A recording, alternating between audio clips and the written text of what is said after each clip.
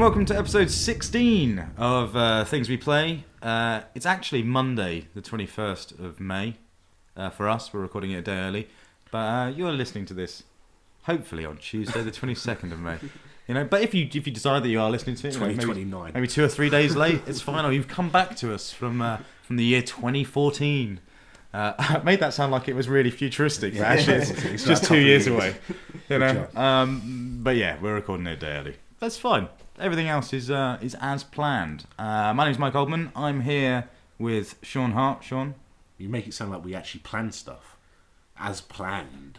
I always plan stuff. Yeah, in my mind, in my mind. Savage. But hello, anyway, you're here. I am. That's good. We've no Joe this week. No. Again, Flaky Joe. But in more ways than one. Yeah, he is back at the end of the episode for another Educating Joe. Another bout of Educating Joe. Yeah, where we look at Super Star Wars, which is interesting. So stay tuned for that. He'll be back. He should be back on the show normally next week. However, in his replacement, he's not really a replacement. We can't really. It's, for one, he's a third of the size of Joe, so it doesn't quite work that way. But we've a good friend of the show, Carl. Hello. There he is. All right. Thespian voice. It's just a little cocky. I thought. Someone's confident. Yeah, Carl. Hello. How are you? I'm okay. You're a listener. You're a regular listener of the show. Yes. That's good. What's your favourite thing about the show? Cool unawares. Me too. Love that bit. Yeah. We've got a lot to talk about actually this week because there's quite a lot of stuff to get on. And Carl, you're mainly here to talk to us about Diablo 3 since we're all console gamers mainly. Yeah. And it's kind of a big deal. But we've got a ton of other stuff to go through, including another big three, which is obviously Maximum Payne. Yeah. And some other shit. But before we get into that, let's just ease into it. Yeah. Let's see how we're doing. Shaun, tell me, how are you doing? How's your week been? What have you been up to? Still Minecrafting. Still Minecrafting. How's your Minecraft world looking? Yeah, it's looking pretty sweet. My castle, Skygate Keep, is looking swish.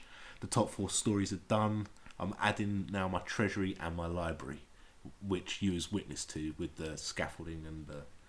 I find it so. Yeah, watching me work. We went into screwed with your head. I went into your world. Yesterday to have a look around, and I always find this really interesting because you've obviously got massively into Minecraft, as we all know. But it's bringing out this softer sort of handsy side to you. You know, like when I was in whatever it's called, Skygate Keep or whatever ridiculous name you've given every single building in your world. There was like little flags and carpets and rugs everywhere. No, and there's one mosaic as you enter. You haven't started laying flowers down yet. Not yet. You know, but you neck curtains. No, you can't make neck curtains. But you would. I'd probably have. You would. Yeah, exactly. There's like a flag on the top tier. So it's just for authenticity. You say flag. Well, it's kind of there's 3 red squares under 5 black squares. Because I was there. Yeah. Because I got and walked in and I was like, oh yeah, I like the red you got there, and you're like, oh, what, the flag? And I'm like, yeah, I guess that's what you mean. And then when you enter the main forecourt, there's a mosaic of an eagle in air quotes, an eagle on a red field with a black rim. It doesn't at all look like you were making a red carpet, run out of red blocks, and put a bunch of yellow random ones in there, and then afterwards went, it's an eagle. You went, what is that supposed to be? I said an eagle. And you was like, yeah, that's what I thought it was. Yeah, I thought you would make an eagle, but whether it actually looked like an eagle, questionable. It might be a chicken. Take it as you want. That's fair. So mainly Minecraft. You've not been doing anything. I've watched an episode of Game of Thrones. Do you know I've still not watched any Game of Thrones? I'm still not sure I actually like it because I read the books. The Song of Ice and Fire by George R. R. Martin, and the TV show would be really hard to follow if I hadn't read the books. Really? It might be just that I'm retarded. And I just don't get it. It's one of those things everyone was raving on about for ages, and I've not picked up any of it. It's really dark. It's really grim stuff, man. Heroes, a lot of incest going on. Heroes that you like, and you're thinking this dude, he's in a tight situation. Someone's going to swoop in and save him. No, the motherfucker's decapitated. But I literally know nothing about it. It's just fantasy bullshit, right? Yeah, no, it's. Are there dragons in it? Yeah, but it's predominantly political intrigue. Okay. It's literally Game of Thrones is the title it's gone from, and it's about people manoeuvring themselves to become king. Yeah. Because there's a game coming soon. Well, there's already been one game, hasn't Yeah, there? there's the an RPG. RTS on PC, and there's an RPG coming, which is like 2 weeks away or something. Yeah, I think it must be. I think We'll it's talk about it. It's got to be pretty soon. pick But it up. that seems Whether quite it's good interesting or because it's not really clear whether that's based off the TV show or the books. I think it's but just it kind does of tied in general. It has a lot of the voice actors I'm aware Right. of from the TV show. Right. So, you know, Game We'll of see. Thrones. Yeah. It's too late for me now, Not really. isn't it? No. Really? There's only going to be 7 books, which is 7 seasons. There's seven seasons. Hang on. Well, 7 seasons is quite a lot. Yeah, but the TV shows there's only 12 to a season. But they're an hour Or 10 long. or 12. Yeah, There's isn't it? 50 minutes. That's like the average length of a TV show.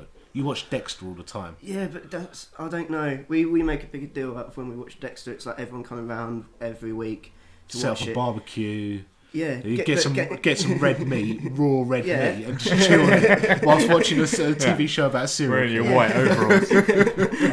Well, that is what happened, yes. But no, Game of Thrones. The people in your house, Ben started Yeah, watching yeah, it. yeah. Ben, like All, one of your all my flatmates. housemates are watching it now. Everyone's watching it. I really got to, because they're all raving about it like every single day. They're coming down talking It's to each crazy, other yeah. like, oh, this person's doing this, and I'm surprised to know who anybody is because nobody is ever mentioned by name in that TV show. I don't know. Nuts. I've seen the first episode and the last episode of the first season. Right. Similar way I saw Walking Dead as well. I haven't watched all Walking Yeah, Dead, but yeah. I just watch random Random episodes. bits when you walk into a room and Yeah. someone's watching, you sit down and watch the rest of it or Yeah. whatever. But all I see is just people fucking each other or trying to fuck There's each there's a other. lot of it's HBO, so talking there's a about lot fucking each other. there's a lot of nudity in it. Yeah, Yes. HBO's pretty gritty stuff. I mean, they did like The Wire and stuff like that. Yeah. They're usually really high quality HBO as well. So Yeah, I mean, I've only ever heard good things, you know, so Yeah. it's got to be all right. some of the but- casting's a bit off the mark. Yeah. I wouldn't necessarily cast who they've casted, but yeah, as general, it's pretty good. Why am I thinking of Sean Bean all the time? Because Sean Bean's in the first season. Right, okay, As that's Eddard it. Stark. Is Well, he I think only that's what bugs only me. in the first season. What? He's only in the first season. Is he? Yeah, if you Oh, well, if yeah, you've yeah, not I don't watched wanna, it, like- Spoilers. So, yeah, Yeah. spoil too much. But, But yeah. that's fine. That's fine. You know. I just thought I he don't was think it's any big secret. We're not that saying anything Eddard happens to Stark him. Gets decapitated. What? No. I was going to say we hadn't said With anything his at that point. own sword. We hadn't said anything. We were His just own saying sword Sean of Bean's ice. not in it. Oh, well, That's fair enough. Alex is playing Diablo with me as well. Right. He's playing a barbarian, and his barbarian is called Eddard Stark. Oh, really? Yeah. Old Ned. Also watched the first episode of Video Game High School.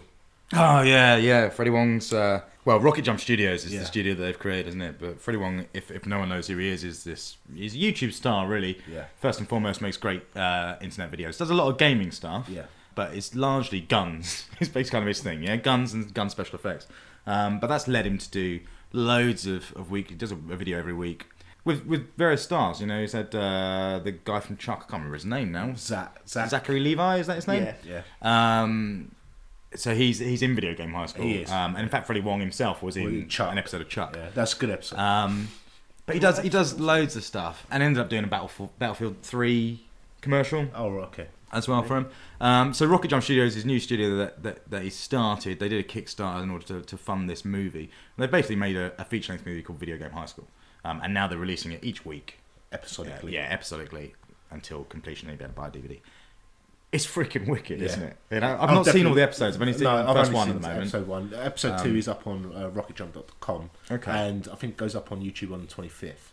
Yes, it's worth a watch. But yeah, I'm definitely buying the DVD at the end. Yeah, it's cool. 'Cause it's got a real nice sort of almost like a John Hughes sensibility about it, where it's kind of just like a nice family teen adventure. Yeah. You know, about a kid that goes to a new school. You know, gets to Video Game High School and wants to play for the team, like a sports team, I suppose. Yeah, kind of like Major League Gaming, sort of. Yeah, exactly. And it's all sort of future based, isn't it? So Yeah, they're playing it's like near holographic future, games. and they got like hover bikes, and the two bullies at Nicky's resources through RTS with he's just got like a zip. Oh like yeah, a he's zip got like a line, USB yeah. connection on his and, his the, bag. and the stuff. guy's got like it looks like a penknife, but it's a USB. Oh yeah. No, it's like a penknife, butterfly knife, isn't it? Yeah, and it's got a USB attachment. Yeah, it's cool, and it's got the Epic Mealtime guy in it as the principal of the school. Is he the one doing the trailer? Yeah, the you guy will who's not like- study physics. You will study physics and engines. Yeah. And so that's definitely worth a watch. People should definitely check out. Freddie Wong is, you know, he's a good guy. I've met him a couple of times. He's a good guy to follow anyway. He actually used to be like one of the world's best Guitar Hero players. Oh, okay. That's how I initially met him. Right. Was through Guitar Hero. So he's phenomenally good at that, but his video stuff is mental. So you should definitely check that out. All right, yeah, that's cool. Nothing else happened. You just been sat in front of a TV. Yeah, pretty much. Secretly, I've got this whole little project on the side that I've not told you about. Educating Mike. Where after we record Educating Joe, I force you to watch some TV show. Oh, that's true. Yeah, and last night it was the It Crowd. Yeah, I want to explain to everyone though. I'm not oblivious to what the It Crowd is, and I've never seen an episode, but I don't particularly like it. Yeah, you're strange, man. Yeah, no, it's just not. It's not. Right, so there's two shows that are similar. Yeah, there's the It Crowd, which is the British thing, and then there's what's the American thing that's very similar? Big Bang Theory. Right. Oh, yeah. No, Big Bang Theory is really good as well. Big Bang Theory is really good, but what I like about Big Bang Theory is that the geeky stuff and the gaming stuff in it is legit. Like, they genuinely know their stuff. When they do World of Warcraft stuff, they know what they're talking about and they're referencing things. Sure. And I get all that, and I genuinely find that funny for that reason. Yeah. Whereas the It Crowd stuff is more sort of like pandering to what you think a geek is. Sure. And so it's not as based in reality in that. But that said, yes, you did make us watch an episode yesterday. It was funny, and some of it is pretty good. I kind of just hate that guy, Moss or whatever his name is. He's awesome. It does my head in. He's just fantastic. He's so good. I don't feel like it's helping. I feel like Big Bang Theory does a better job of helping you think that these people aren't just useless twats that you shouldn't like. Whereas the It Crowd kind of does the other thing. It's kind of like, no, you shouldn't. You don't want to be one of those guys. Yeah, but it's English, so it's a bit more, awkward. It's a bit more depressing. Yeah, very much. They don't have as much fun. No, well, they kind of do. You have to watch it. Yeah, so that's good. So that's what we're doing every week when you come over to record. When we've done Educating Jonah, we've watched stuff. It was Avatar last time, wasn't it? And now this. So really looking forward to next week. No, the original. Yeah, the actual cartoon. Airbender one. Yeah. I have to think of something for next week. I don't know what it's going to be. Well, yeah, fair enough. Carl, how about you? How's your life been? Diablo, and unfortunately, it's a gateway drug into Blizzard games. Yeah, that's. I've recently just started playing WoW again. Oh, really? Yeah. Dark time, like that's that's bold just to be able to just run them both in parallel and just be like, well, I can do these two games at the same time. Absorbing games. That's that's dangerous. Yeah, that really is quite dangerous. I found out they do this thing called Scroll of Resurrection. Right. So anyone who's had a WoW account before and hasn't played for a minimum of a month, I think, which isn't really a long time, but to a WoW player, that's probably like a lifetime. Yeah, exactly. You measure it in minutes. I haven't been playing it for the last 2 years. Right. So coming back to it now, I'm very disorientating. Yeah, well, it must have so much has changed because with every expansion and stuff they've like rewritten the world. Yeah, and I only had the first expansion before, but the thing about this Scroll of Resurrection is it lets you boost one character to level 80, which is really good. My character before was only level 60 something, I think. Yeah. So I'm making a new one that I'm going to boost to 80, and it also gives you Cataclysm. The newest DLC, yeah, and it gives you any DLC in that time frame as well, because you have to have it. I mean, to play the next one. Blizzard are the masters at, getting you addicted. Yeah. That's the thing, and they've done really well for that. And even though WoW's numbers are dropping substantially, and they have been for a long time, it's not going away. They just keep. I think everyone's still waiting, aren't they, for what's next? What's your next MMO? And at some point they've got to do something. But then also do they? With Diablo, World of Warcraft, and StarCraft. Yeah, they've got it stitched up, really, haven't they? Here's a whole bunch of people that also aren't starving. No. Yeah. So that's pretty dangerous. I've done nothing this week. Literally got nothing. A haircut today? I got a haircut. Yeah, I got a snazzy new haircut. And a hoovered. You played Max Payne? I played Max Payne. Yeah, I was going to get to that. Did a bit more Minecraft. I built the biggest. Well, just to tag onto your Minecraft thing, I built like an aircraft hangar, like cathedral thing, which I thought was awesome. But actually, it's just a big empty room. Right. And it's kind of a bit of a bummer because the only thing that makes it awesome is the fact that it's a big empty room. Right. So if I start building into it, it loses the sort of wow factor. Sure. But now it's pointless. But you said you're going to stack rooms on the maybe side. on the side, yeah. But then I've not built it in an environment where maybe I can do that without it encroaching onto my original house and my mine and various other things. It's just gonna It's too big. Right. I may be done with Minecraft. You said that, but what? Even what? Until updates or? Yeah, updates will change it, and I want more stuff. But I just haven't. There's not as much of a draw for me to go into my world and muck around in it because I've spent so much time in your world, mucking around in that I kind of. Basically, I feel like if there were court proceedings, there's a good chance that I could come away with half of your world. Maybe. You know, I think You now can have it's the, you kind can of have like the shit half, which doesn't have my castle in it. But I don't want You can have Sandy Halls. But yeah, I feel like that's kind of the way it's gone now. We've been living together for long enough within this one world, and now I, by rights, just own half of it. So kind of a minimal week for me, except for games, loads of games because we've played lots. I don't know where we start. Where are we going to start with the game stuff? I'm not. Let's not go into Diablo 3 just yet because I think it's going to be a bit heavy. So there's also some anger attached to that. Yes. You know, because that's questionable with the way that's started. All right, let's go small. Let's start really small. Let's go down into the nitty gritty. A little indie game. We've been playing a few indie games because we talked about them last week on the show. Yeah. And we've dived into a few others. I played this game first. Yep. And was like, it's awesome. And I was going to tell you about it. And then you found it and was like, it's freaking brilliant. Yeah. So that's good. And the game is Dead Pixel. It's pretty sweet. I mean, I've on Twitter at least, I've been quite vocal about how a lot of indie games have zombies in them. Yes. And I'm not fond of zombies, but this one does it well. I don't think anyone's fond of zombies. I don't know. Some people. It's never a good situation. Are seriously fond of zombies. Yeah, but you never get into this. In It's never like a necromancer sort of. a situation's never made better by a zombie. You're never like, at a kid's birthday party and they're like, okay, kids will sit on the floor because here we go, we got a zombie. It's never. That's not the way it goes. You know? I'm sure there's teenage kids out there who've been playing a bit too much Left 4 Dead with Maybe. a book made of human skin in graveyards trying to resurrect the dead. I think the thing to is create a zombie apocalypse so they can go out in a blaze of glory. You make a valid point because I mean over the last few years there's been a lot of zombie games, and in particular if you go to the indie channel, Yeah, I mean, there's so many zombie games, it's thousands. crazy, right? Yeah. But also the flip side of that is zombies are actually really good enemies for a video game, like simply because you can have loads of them, they don't do much and they go down easily, like they're good targets to shoot, yeah? I guess. And also the other thing is as our machines have got more powerful, one of those things is certainly not so much now, but one of those big deals a few years back was just how many people can you put on screen at once? Yeah. Perfect for zombies. Yeah. You're not going to want to take on 50 vampires. No. No, but zombies maybe. So anyway, Dead Pixel. Let's get back to it. Yeah. It's for one, this game is slick. First of all, to talk about what sort of game it is, it's kind of side-scrolling shooter with sort of River City Ransom style, Scott Pilgrim style stuff. So you've got stores and things you go into. But there's houses that you can go in and loot and stuff for ammo and guns and hidden items and what have you. And it's all very pixel based, obviously. Yeah. It's it looks kind of 8-bitty, doesn't it? Yeah. I guess. And you've got a shotgun and you're just blowing down zombies whilst walking down the street. Yeah, pretty much. initially.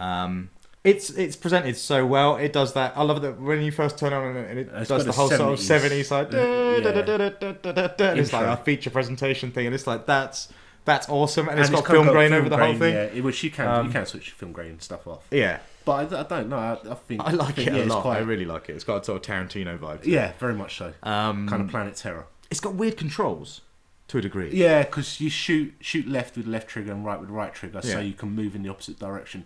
So it's negated. It's taken away the whole twin stick element. You don't need twin sticks to shoot and move in opposite directions. Yeah, but you're literally limited left and right. It's no up and down. No, you shooting. don't really need it though, do you? No, exactly. It's cool. You played a lot more of this than I did. I literally only played demo. I haven't bought it, but you bought it. I've bought it, and there's the thing that I was initially most surprised about is it's got 3 different game modes. So I was going to ask about that because it's got like Left 4 Dead style posters advertising each chapter in the menu thing. Yeah. I think one of them even might be called No Mercy or something like Left 4 Dead. But are they different modes or different levels? I didn't realise if they were. I mean, the backgrounds roughly look the same. There's slightly different objectives. You basically have to move through X amount of streets in one game mode, X amount of streets in another game mode, and they're tougher because there's one of the game modes got like no shops. So it's like literally survival, and then you've got to get to the airport. So one of the game modes, I can't remember what it's called, but you select a character and they're all prisoners, and it's sort of like a game show where you have to like a Running Man type thing. You have to get to the airport and take out zombies and get multipliers, and it's cool. Man, it's pretty addictive. I've only initially played it that one day I bought it. Yeah.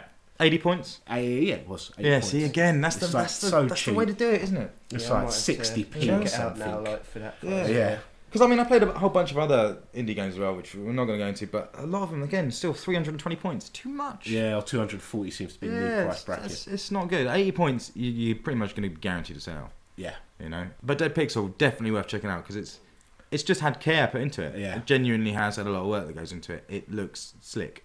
And also just that beginning, man. That beginning is so good, it's unreal. Dead Pixel, pick it up. Now. Yeah, definitely. Come by. Go. Come by. Yeah. I'd give it away if I could. But I can't, so stop asking. All right, next then on our list, and this one's a bit weird. Actually, this is something that we did do this week. We got a sudden after. What was it? Was it after we recorded last week's episode? Yeah, it was. It is when we went down into town. Yeah, you got a hurried, sort of rushed, panicked call from Joe. Yeah. Going, no, you got to go to the game now. Go immediately. You get the Hitman Sniper Challenge. And it's just like, what are you talking about? And you just make out the words Hitman, and he's going crazy, and you're like, just don't know. And so what he was actually trying to say is that if you pre-ordered Hitman Absolution, you got a download code for the Hitman Sniper Challenge. Yeah. Which is an interesting idea. It's an interesting it's pre-order sort of like a bonus. demo, but not a demo. Yeah, because it's a demo, but it doesn't really show off anything from the game, does it? No. It's kind of standalone Hitman game Yeah. that Square and IO have put out to promote Hitman Absolution. Somewhere between a demo and an arcade game, basically. Yeah, because there's a lot of replayability. The basic idea is that it's a sniper challenge. So, again, quite topical at the moment with V2. Yeah, Sniper Elite V2 coming out, and then what's the other one? Ghost Sniper, Ghost Warrior, Right. or something. Whatever the other sniper game is that's coming soon. Yeah. 2. So similar thing. Basically, you're Agent 47. You're on top of a building, and you're looking at a building, across the way. And there's a target that you've got to assassinate and a bunch of guards, and you have to kill them. Basically. In a nutshell. Yeah. And you need to do it without being undetected. Without being undetected. Without being undetected, yeah. You do that. You just stand up first of all, throw a grenade down there. Yeah. No, so you've got to do it whilst being undetected, remaining undetected, not being detected. Yeah, without anyone knowing. And it's quite. I don't. So first of all, I don't like it. All right, but it is quite good. And Joe, sadly, who you can't be here to talk about it, loves it. Yeah. He loves anything. With Hitman. He loves Hitman, and guns. Yeah. Yes.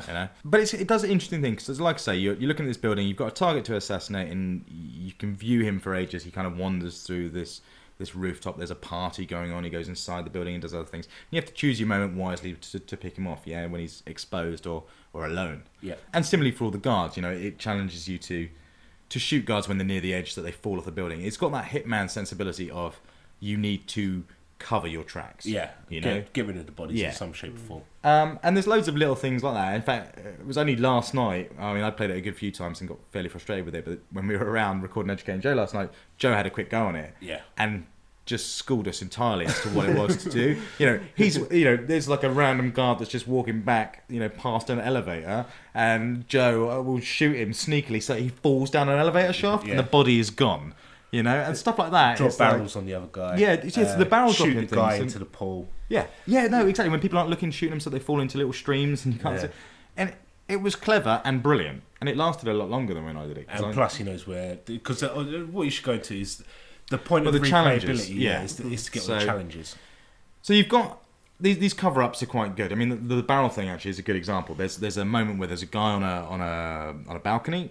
And you can shoot him and he'll just fall off the balcony if you're doing the right place, or you can just shoot him and he'll die. Yeah. Or what I was doing is I would shoot him, he would die, and then I would also shoot this almost like a window cleaning rack with a load of barrels in it, and then the barrels would fall down. Yeah. And I would do it that cover up way, the and it body. would look like the barrels killed him, even though it didn't. Yeah, that was how I cover up, and the game acknowledged that. When Joe did it, Joe just shot the barrels, and they did kill him. Yeah.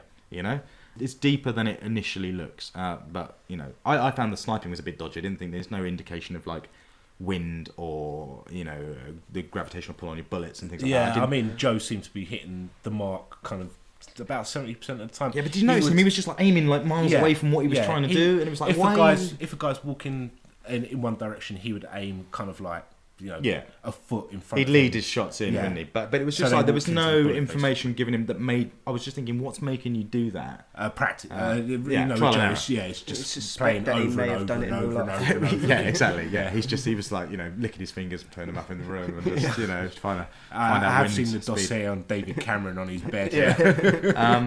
So that's all cool, but then on top of that, because the other thing when I first got in it, you compete against your friends for scores and stuff. And I first got in and I saw Joe's score. Well, no, first I had my go and I got 165,000, and I was like, yeah, cool, 165,000, that's pretty good. Looked at Joe's score and it's over 1 million. And it's like I've clearly done something massively wrong, like I've missed out 5 levels or something, or like I imagined Joe not even using a sniper rifle and somehow being on the building, just stabbing people in the back with a knife and things and doing wrestling moves and them. This just didn't make any sense. And then it's clear that there's these challenges that are almost like achievements, I suppose, that sort of similar thing, within the level. And it's things like, there's things hidden throughout the level, like rubber ducks, and you have to shoot 3 rubber ducks. Pick a ninja off the top of a building. Yeah. The challenge is just like destroy a ninja, and it's like, well, I didn't even know there was a fucking ninja. Where's this ninja? And he's on like a skyscraper in the distance. Yeah. And as you do those, they unlock score multipliers. Yeah. And those are persistent. So basically, once you've got them, they're always there. Yeah. No so matter every time how many Joe times plays now, he he's comes going to back get to a it, really yeah. good score. But at the moment, for me, there's no way. Well, no, he did loads of shit in your game. Well, yeah, last sure, he did. But it's a really odd way of doing it, in that it's sort of like the game. You can never go back. Do you know what I mean? I've always got these multipliers now, and it's strange that they're persistent across. Is it? Why? Because they have. Why isn't it enough for them to just be challenges? In another game, they would just be a challenge. They'd just be like, yeah, shoot 3 ducks and you get a bunch of points for that level, and that'd be cool, yeah? But this time it's like, well, shoot 3 ducks and I forever get that reward? Yeah. Another game would just go, yep, you did it, achievement unlocked, bing, and this doesn't. This goes, achievement unlocked, bing, and come, here's 3 times multiplayer forever. For every time you play it. It's a bit weird. It's not bad. It's just strange. And then you also unlock weapons and attachments in this that carry over into Absolution. Yeah. It's all right. It was free. Yeah. It's worth noting that the actual web servers that in order, because you the way it works, we went into game and pre-ordered it.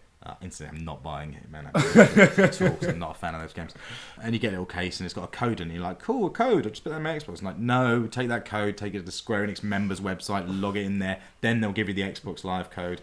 It's just like it's all arduous stuff. Which is where my problem came in. As I've not actually played it. No, because I couldn't get the website to work. Square Enix websites, they're not going. I mean, when I worked with them, we had a lot of problems with the online team and registration, and they're trying to fold everything in together, and they want you to sign up into Square Enix members, and it's a bit of a mess. And that sadly stopped you from playing it, didn't it? Yeah. Well, don't they do it like the EA style though, where say if it was an EA game, you'd have your code that you would download Hitman Sniper Challenge, but then to play the game, you'd have to sign up to EA. Yeah. That's how every game on EA now, you have to sign up to be... Yeah, it's kind of a bit... I don't like all this stuff. It scares me. Sign-ups are scary. It's just because people are collecting numbers. That's the thing. It's sort of like, well, why do you need me to sign into Square Enix members? It's because they want those hits. Yeah, exactly. But it's like, I'm never going to use this as a service. But you need to kind of wonder, it's like, okay, you've got a lot of hits now, but what are you doing? It's not like you're using that to sell advertising space. No, but it's not just about the hits, is it? It's about they've got your email address and your details, and they can market to you. They know because I what tick all the boxes that go, don't fucking send me shit. Yeah, but most people don't. Yeah, I suppose. And they go, well, this person likes this and this. Also gives them an indication of interest in the game. Yeah, sure. So they're like, well, we've got, which leads on to Diablo, which we will get to. But it's sort of like, if we know 1 million people are gonna play this game, we can allow certain things for it, or we know. It's good for projections, it's good for stakeholders, it's good for a whole bunch of other stuff. But it's a pain in the ass for the end user. Yeah, definitely. But this is quite cool. I wonder if they will release this separately at any point prior to the game's release for everyone. Yeah, I would have thought so. I think HMV are selling it. Oh, really? Yes. I know there's lots of different ways you can get it. This. I know we got it with this case from Game, but if you were just to pre-order with Amazon or something, they just send you the download code immediately. There's none of that Square Enix member stuff. I wouldn't be surprised with this thing. It's interesting, though, if I might have just misheard. It might be that you have to pay for a pre-order. Maybe. What I specifically saw was HMV are selling it. That the person might have got it wrong. Don't get me wrong. You could sell it. It is a standalone mini game. It's like a very small Xbox Live Arcade game, and there's a lot of replayability in it, and it's kind of cool. It had like a Silent Scope vibe to it, where you you generally That's are just what looking I through got people's from it, windows yeah. and just sort of like, what's going on in there? And, there's a lot of stuff to see. It's like a Where's Wally picture. It's Yeah. like, whoa, that dude's doing something weird. Or there's a ninja up there. It was alright. Joe's going mad for it. Yeah, Joe. I mean, this is a man you're talking about. Got a Silent Assassin. He's 1000 G'd Hitman on 360, and the 360 version of Blood Money is janky as fuck. I assume it was developed for the original Xbox and ported across. Exactly. It's one of those split. So, I mean, it's on And PS2 it works. and It everything, works relatively well on the original Xbox. It's still got bugs, but on 360 it's shocking. Still problematic. You bad. can't. I don't think you can play. You can't play the Xbox version on 360. One of those. No, because it was Because co-developed. Yeah, they don't want you to play the original one, do they? Well, how do we feel about Hitman? I mean, Blood Money, I loved. I thought it was fucking awesome on the original Xbox. I never got into it, but I think I could be more patient with a Hitman game now. yeah, it'll be interesting. When I was at Square, I played a bit of Absolution it was a long time ago. So was different beast. 18 months ago. Yeah. So it was early on, and there's not a lot I can really say about it. Really, it felt a lot like Max Payne 3, to be honest. It had that sort of favela-like environment, and third-person stuff. And it wasn't really doing any Hitman stuff. But then I don't play similar to the way I play sort of Skyrim or Fallout, where I just don't do it right at all. I'm like that with Hitman. I don't like the methodical, slow-paced stuff that you get in Hitman games. I want to just go in there and he's a fucking Hitman. Should be able to handle his own. Max Payne's a drunk and he doesn't. Yeah, no, but the purpose of a Hitman is to be relatively stealthy. You'd have thought if he's a professional, it's not like you've given some dude 50 quid to go and get revenge on some dude that punched you in the face in a pub. I'm more interested now. I'll tell you what, simply from seeing Joe play the Sniper Challenge, I'm more interested in it because it was really cool when he was just shooting people down an elevator shaft. It was like, there's just no record of this anywhere, and I kind of liked that, but the Hitman games just seem to be so janky. Yeah. And I know they're from a previous time where things were a little bit more janky. They're not. It's not a series. It's been a long time since Blood Money, right? Yeah. And Blood Money was even quite a long time since 2. I think there was quite a gap between it. Wasn't there? I can't Maybe. remember. But it certainly spanned a generation anyway. Blood Money, for all that it was on a 360, wasn't really. It was more of an Xbox and PS2 game than it was a 360 game. Yeah. Yeah. So it's been a long time for Hitman. So it's not a series that has caught up with the likes of, your Max Paynes and your Gears of Wars and all this other sort of stuff that's now. So it'd be interesting to see if it does hold its own. But it's hard work. I think It's going to be another Deus Ex. It's a niche market. The projections might look positive for it, but I don't. It's big business. This game is a big deal for Square and for IO in particular. I mean, IO, let's face it, they've been troubled. Mini Ninjas didn't do it for them. Kane and Lynch 1 and 2 didn't do it for them. I think they're doing a second Mini Ninjas. It wouldn't surprise me. I think I saw it announced. I think Mini Ninjas did all right, but it didn't set the world on fire. No. But they have been on rocky ground. They need a decent game to come out, and I think they're hoping sort of Hitman does it because, like I say, Kane and Lynch 2 Dog Days did not. So it'll be that'll be interesting. I mean, there's been a lot of kind of speculation that they're watering it down to make it more accessible to they most certainly are.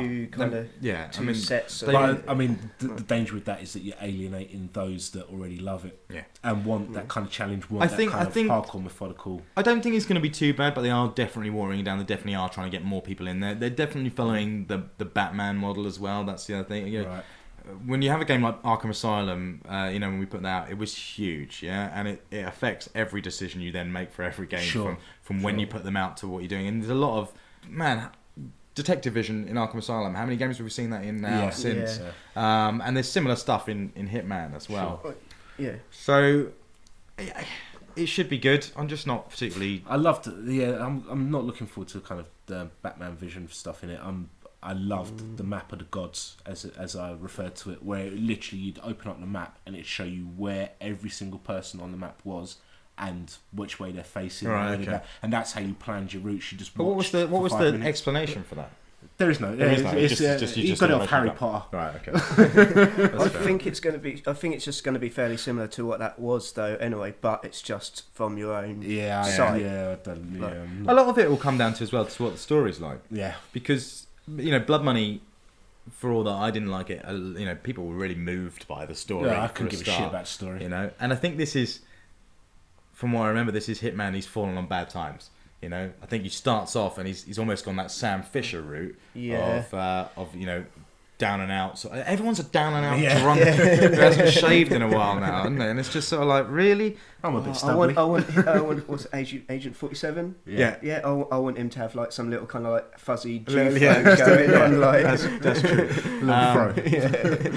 I think there was pictures. Wasn't there pictures with him like with a plaster over his barcode? Maybe. Or his barcode was, because that was always a bit stupid when it was like he's the bald man in a suit with a barcode in the back of his neck. You should be able to spot him. You know? He never wears a wig. In all of his disguises, in all the He games, wears a lot of hats. He wears a lot of hats. Never wears a wig. No. Never dons it's a a very fro. ominous head. So instead of his briefcase, instead of having like a fold-out sniper rifle, he's just having an assortment of wigs. John Travolta, he has a whole room dedicated to like 2 pages. He's very likes to hide his protective of his baldness. Oh, the other thing as well with Hitman, which I find really maddening, is that his logo. You know, he's got that little logo. Oh yeah. Which I don't think was made such a big deal out of in the early games, but it's on everything now. In the trailer, it's like on his briefcase. It's like that dude there with the bald head with the red tie, always wearing the red tie, with the barcode in the back of his head, and the logo, the Hitman logo, the one that says we're going to die. You know, he's the one to watch. Oh, that's madness. You wouldn't do that. And there's just nothing to the character, you know? No, whereas at least Sam Fisher is like an angry parent. I don't really like Sam Fisher. No, I don't really either, because I don't like Michael Ironside. I think he's way too old for Sam Fisher for a start. I think with this one they're trying to make him more human though. I think that's like, I don't know the history of the old games, but it starts off with that girl getting abducted who he's meant to be protecting. Yes. Or something. So it's just Max Payne's storyline, which is just Burning Man. Well, yeah, basically, yeah. But yeah, I think you're right. They need to make him a character. You know, for what think about the fact that he's Agent 47. We don't know anything more about him. No. You know, it's whilst that's cool initially, you need to flesh that out a little bit more. Maybe his name's Samuel. He doesn't have a name. Names are for friends, so he doesn't have one. Is that what he says? Yeah. He must have a name. It came from that time though. It's the same as Master Chief. Like, you want your. But at least Master Chief always had the name John. Yeah, but that wasn't really built up until like 3. Really, I reckon actually, just on this thing, I reckon Halo 4. Right, this is completely slipping it in. Master Chief dies. I'm calling at the start of their new trilogy. At the end of the first episode in the new trilogy, I reckon he dies, and his name Master Chief becomes a rank that then others can step into. Dark Knight Rises style, you know, and I reckon that's guaranteed it. Okay. They can do lots with it. That's anyway, right, fine. just so. They are putting in all those new Spartans. Exactly. You know, which look shit. And it would make sense for them to be a rank. Well, it is a rank anyway, isn't it? In the Navy, but yeah. Apart from apparently no one else has it in that universe. That's true. That's true. Yeah. But so Hitman. When's it out? It's out August sort of time, October. Yeah, I think so. Batman time. Yeah. It'll be interesting. What's that piece of music? I hate that piece of music. Ave Maria by Bach. Oh God, it's awesome. It is awesome. They hang on to it so much. Yeah, and you saying earlier before we started recording that you didn't know if it cropped up in Just Blood Money, and they've kind of. Yeah, I have a feeling it. I think it did. I think it was Just Blood Money. But I didn't really play 1 or 2. Yeah. I don't think music was that important before then, really. No. I think that was kind of it. But it's just the way they latch onto it, like it's theirs. Man, no. Every single time that I fired up Blood Money, it'd shivers just run down my spine. Just like, I can't wait to be sniping. It's like what's the motherfuckers? What's the piano piece in Resident Evil? Moonlight Sonata. Yeah, which is it's similar to that, but I think that's handled better. You know, I don't know. Yeah, that bugs me. I think it's because I think of a load of other things. I think of adverts and various other stuff. You know? British Airways. Yeah, adverts for car door ice cream and various other. It's like I don't think of the most obvious hitman in the world going in to kill people. It's meant to put you in his mind frame, though, really, isn't it? It's like working better than going back a few episodes for you guys of the Trials. Oh yeah, song. God. That's the various trial songs, because there were so many different versions of it, wasn't there? But yeah, I don't imagine him putting in earphones and listening to it whilst taking his shot. But yeah, but I don't think he listens to music in he has general. no soul. It's like genetically modified. It's just Hitman. I don't like the imagery of it. It's all a bit too decadent. It's all like rose petals and Belgian chocolate and champagne. You know, that's what I get. That's the vibe I get from it. Like I imagine Agent 47 in a bathtub, in one of those glorious bathtubs, freestanding in a lovely bathroom, right, with some Bourneville chocolate and a glass of champagne and bubbles all around him, just listening to it. And it's like Rose petals floating over. exactly. I think it more takes its cues from sort of like John Woo movies with the pigeons I flying suppose, yeah. flying off in the background as he takes a shot, and the bell rings as he takes a shot. It's more that sort of Chinese cinema. I just think he's a bit of a pretentious ponce, Yeah, maybe. you know. Well, I don't, Behind closed doors, you don't know does what he he's actually like, listen really. to the music? That's the thing we've decided. We don't think he Yeah. does listen to music. Maybe. So he's not the pretentious one. All right, fair enough. Either way. All right, so yeah, Hitman Sub Challenge. It's worth a look. Yeah. For a freebie, it's by all means worth a look. You know, Yeah, because it definitely. don't cost you anything to pre-order it, and you know you get that. Don't back. have to buy it. No, Just fuck up the game even noted, more. yeah. We'll see if I'm sure Joe will be, you know, spitting feathers at this point and probably rant about it next week. But yeah, that's cool. Well, let's move along then to another little game which I played a little bit of and was fairly interested to see it because this whole thing has been such a clusterfuck for Sega, it's unreal. And that is Sonic the Hedgehog 4, Episode 2 which already makes no sense. That it just seems weird that Sonic 4 exists. Do you know, like, because we've got into that time now where numbered sequels happen. They happen, but they happen less frequently than they used to because we get offshoots. Yeah, we And get Assassin's Creed subtitles, Brotherhood, yeah. and we get, Reach and things like that. Yeah. And Resident Evil series is another good example, actually. Yeah. But the numbered ones are supposed to be a big deal, yeah. And yet with Sure. Sonic, such an iconic character that's done so much, been around for so long, they just massively screw up 4 and go, we're going to be episodic. It's like, we've done so many Sonic games. Yeah, recently was Sonic Generation last Yeah. November. Yeah. And also you've killed the fan base so much by just stabbing him in the back at every time, you know. Sonic's had a sword. He's kissed a human girl on the lips. That's the thing I can't get past. You know, I still see that cutscene and it's like, what the hell? What is this giant blue hedgehog kissing a girl for? And so Sonic 4, they go, right, we're going to do it episodic. And they bring out episode 1, and it's fucking terrible. You know, the physics are all screwed. Sonic looks, he's the bad Sonic, not the good Sonic. And none of it's any good. And you're thinking, well, episodic, this is kind of interesting. What are you going to do with it? You know, it was at a time when episodic gaming was still sort of like, no one really knew how it was going to go. No one And what does they did now, with it- really, No, yes, no one Like, still And what does they now. did with it was absolutely You know, if you want jack to, shit. if you want to question episodic gaming, look at Half-Life. You know, but episode 1 was like over a year ago. Was it's it maybe ages 2 ago. years ago? or Yeah, something? it's a long time. It's ridiculous. And now they're coming out with episode 2 and they're like, we fixed it. And to be fair, they have fixed an awful lot of it. It is not the broken game that episode 1 was. But you have to say, man, start again. It shouldn't be episode 2. It Yeah. shouldn't be a completely different thing. They've really played on Sonic 2 for it. You know, the whole point of this is they brought Tails in. Yeah. And he's there. It's just Sonic. I'm dead with Sonic. Yeah, I've been dead with Sonic for like 20 years or something. I thought it looked pretty. You didn't think it looked very no, nice. the rings look like stock graphics. A Like they're little, just a little bit too sort generic. Of, yeah, kind maybe. of, But we that's- just found these. It is the kicking around. originator, though. It's kind of like, you know, I think they've lifted them directly from the Mega Drive. Maybe. I mean, the things I liked about it was the music's freaking brilliant. It's a really good job of just recreating that Sonic 2 vibe with it, and it sounds great. Sonic music's always been brilliant. Yeah, it's true. But just like the recreation of like Mega Drive sound chips is like really, really good. You hear that sort of like snare, sort of dodgy Turrican sort of noise, and that's quite cool. Side-scrolling Sonic games like this, of which there have been many, I can't tell the fucking difference between them. You know, if you put Sonic CD, Sonic 2, Sonic and Knuckles, Sonic the Hedgehog, Sonic 4 in front of me, I'm like, oh, man, Green Hill Zone again? Yeah, it's great. Really? I think You Green know, Hill Zones is literally in And every it's one. always a different name as well. It's like sometimes it genuinely is Green Hill Zone, but sometimes it's just like Hill Green Zone. And you're like, it's exactly the same. And the game's frustrating because it goes... Sonic's cool when you're going really, really fast and you're not doing anything, except for you're not doing anything. And then when you're not going really fast, it's just crap, right? Yeah. Platforming in Sonic, no fucking fun whatsoever. Yeah, it's not. You know, and then that lock-on jump that you can do that ruins absolutely everything. Like jumping Yeah, onto that's each taken enemy. from Sonic Adventure on when Dreamcast. it- Yeah, it was the first one to introduce that. Horrid, man. Horrid. They do have to give up on Sonic. Like, It seems sad, but they do. he's yeah. old enough to drink in America now. Well, it's true. Funny, he has the same birthday as I do. Oh, really? Yeah, he's just a year younger than me. Okay. Carl's little brother. You heard it here. And yet, despite all his failings, you could argue he's done better.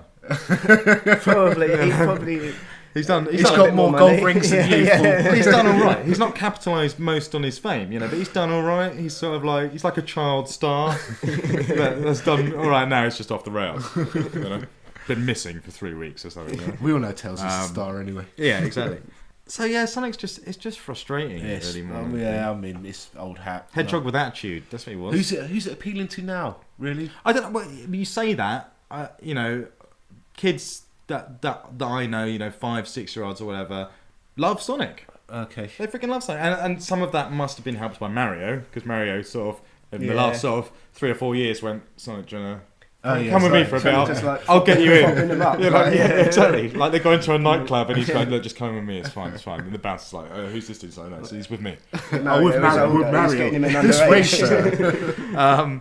So I think Mario has helped with that, but Sonic, I don't know who he appeals to now, and they've just tried everything, like you say, pretty much with the swords and motorbikes everything. and guns and various other things, and Shadow and Metal Sonic, and all. It's just like, his friends. That was the biggest thing. His friends needed to fuck off. I think his friends really dragged him down. It was the worst. Selection. Big the cat. Yeah. No, get lost. Go fishing somewhere else. His girlfriend, Amy. Not good. He was all right with Tails. Yeah. And Knuckles was pretty cool. Yeah, Knuckles. Cool. Because everyone was like, everyone over here was like, what's an echidna? I knew what an echidna was. There was like some TV show when I was a kid. What the fuck is an There's echidna? That Aussie thing. What is this red hedgehog? And it is basically. They're like hedgehogs. It's just but New Zealand or Australia. I know that Sonic doesn't really look much like a hedgehog, but he has a similarity. But Knuckles looks nothing like at all echidna. like an echidna. Where did they get that idea from? Yeah. The thing that gets me the most, and we got to get off Sonic because I fucking hate him. The thing that gets me the most is that the design of Sonic now is horrible. Like Generations, and they played on it for Generations, and this is the other baffling thing. For Generations, Sega listened and went, we know you hate New Sonic. We know you've hated New Sonic for ages. We know you think he's a fucking twat with his green eyes. Not the black eyes the original Sonic had, and he's not quite as cutesy, looks older. Yeah. And then there was original Sonic, who was awesome. He looks cool, black eyes, brilliant. And Generations went, we're putting both in, And everyone went mental for original Sonic. They were like, that's cool, you've nailed him. You've brought him up to date, he looks good in 3D world, it's cool. Yeah? And then they just ditch him again. Why is Sonic 4 Episode 2 not having awesome Sonic in it? Why is it having bad Sonic? It would make more sense to put the Tubby Sonic into 4 because it's to play off of the original 3 games. Yeah, I suppose. But they should just get rid of him altogether. Bad Sonic should just go and good Sonic should just come back. Sega just do not know what the fuck they're doing with Sonic. He does have the history of a child star, as you said earlier. He had his good time, and then he went off. He fell on rough times. He got onto drugs and stuff like when he was 16, and now he's trying to sort his life out a bit, but he's still like stumbling back into largely society. it is getting better. I think you can safely say that Sonic is getting better because colours not terrible, Generations is not terrible either. They're not great by any stretch of imagination, but they are leaps and bounds above everything else. But it was like before, like you're saying, it's like he was just taking jobs wherever he could. It's like, I'll do that, I'll be in that, that's fine, give me a sword, I'm cool. Turn up to a set high, drunk. Exactly, yeah. Sonic, we need to dye your hair for this one. Yeah, it's fine, I'll go red. Give me a gun. You feel like he's an embarrassment, like you turn up and people's like, oh, fuck, Sonic's here, man. Oh, just no. getting put onto like small films to try and boost his, Yeah. boost their names. Do you want to be in Doctor Who? Like, Yeah, I'm there. If Michael Jackson was still alive, he would be friends with Sonic the Hedgehog. He's like Macaulay Culkin. It's not good. So episode 2, man, you know what to expect already. It's slightly better than episode 1, so maybe you don't in that respect. But other than that, it's Sonic. Yeah. Sonic had just. There's some fast bits in it where you lose all of your rings when you crash into something that you couldn't I see just get so frustrated by that whole. You get like 20 seconds of like, I'm just busting through this level. I'm going through loops and flying through the air, and then crash, or a spring. Yeah. And it takes you out of it so fast and so painfully. Yeah. That it's just like, no, I'm not having it. I'm not having it at all. All right, well, look, that's Sonic the Hedgehog episode 2. We were gonna jump right now into Mass Effect. No, Mass Effect. Old school. Going back. Actually, no. They were talking about their new ending today. Oh really? Oh really? Yeah. It looks like it was going to add a lot more to it, like DLC kind of style ways. They got more voice actors involved. So Admiral Hackett. Well, you didn't really know the characters, but I love the ending. yeah, they got Hackett involved. Edie's involved, and Cade, the guy who plays Caden's been talking a little bit about it, saying that he's doing extra content, extra end of game stuff. So is that more the same for Ashley? If you let Ashley, I assume so, but the actress probably just hasn't been speaking up about it. Right. But yeah, it seems like what people are complaining that your teammates weren't involved in the ending. Yeah. It looks like they're. I'd imagine that Right. that I think I reasonably believe that they always had slight plans to do stuff. Yeah. But then once the kerfuffle was out, then they went, all right, yeah, we're doing it. And now I think they're going big on it. They have to go big on it. Yeah. What definitely. I think they probably were going to do, and what I thought they should have done, was left it till the end of their run of DLCs. Yeah. You know the like military ranking stuff that sure. you get the better endings, the more side quests and online. Yeah, I thought they should have based that on like DLC as well. So the more DLC you play, you do all the DLCs, and then you get more ultimate ending. Yeah, the yeah. ultimate, Which would have made ending. sense. It would have made sense, you know. And maybe that was the original plan. Yeah. You know. But yeah, I mean, I didn't have major issues with the ending. I mean, for me, I didn't. The decision making came out in the game, and it was more about the journey for me than it was about the ending of the game. I think it just looking back, people were like, well, hang on, you promised this, you promised radically different endings, and you can get it and stuff. I think a lot of people weren't particularly pissed off about the ending. It's just that people that were pissed off about the ending were very vocal about it. And everybody else was just because we've got into this situation where people feel like they can ask for a new ending. It's like, what the fuck? And the problem is they can. They got given it. Like, That's the problem. It's not setting a good precedent at all. But I'd be like, if I was BioWare, I'd be like, fuck you. Especially that is the ending of the game. That's not, people didn't like the end of the Matrix, but there's nothing you can do about it. Live with it. Get over it. Go out, play another game. The problem is a lot of people were like, oh, this is the end of Mass Effect, but they're pretty much saying it's not the last Mass Effect. It's just the end of Shepard's story. Yeah, exactly. But so a lot of people, I think, are just upset that they think it's the end of Mass Effect in total. Yeah. Oh, I mean, come on, man. We've seen the end of Master Chief, already. Yeah, and yet he was cameoed in Reach, and now he's coming back in Halo 4. So, these things, if it makes money, it's coming back more. Anyway, Mass Effect. Yeah. We were going to talk about Max Payne now, Yes. but we're actually not going to, because I've just checked the clock, and we're registering a good old 52 minutes here, making this a bumper issue. So we're going to take a quick break. I'm going to play some music that actually is from Max Payne. Yep. It's from a seminal moment in Max Payne. At least it's supposed to be. It wasn't for you, but we'll get into that kind of thing. But it's supposed to be one of those be a good or a bad key bit. moments. This is a track by a band called Health. The track is called Tears. It was made entirely for Max Payne 3. It's pretty cool. You ever listen to that? We'll be back in a minute, and then we'll chat to you about why we love, hate that game. And stuff. Cool. See you in 5.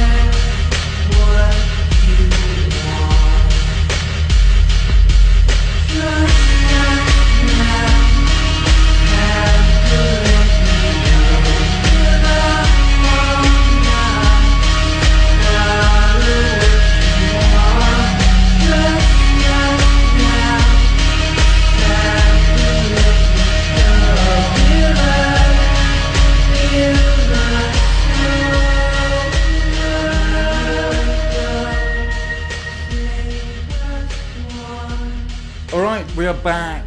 That was nice. Yeah, it's alright.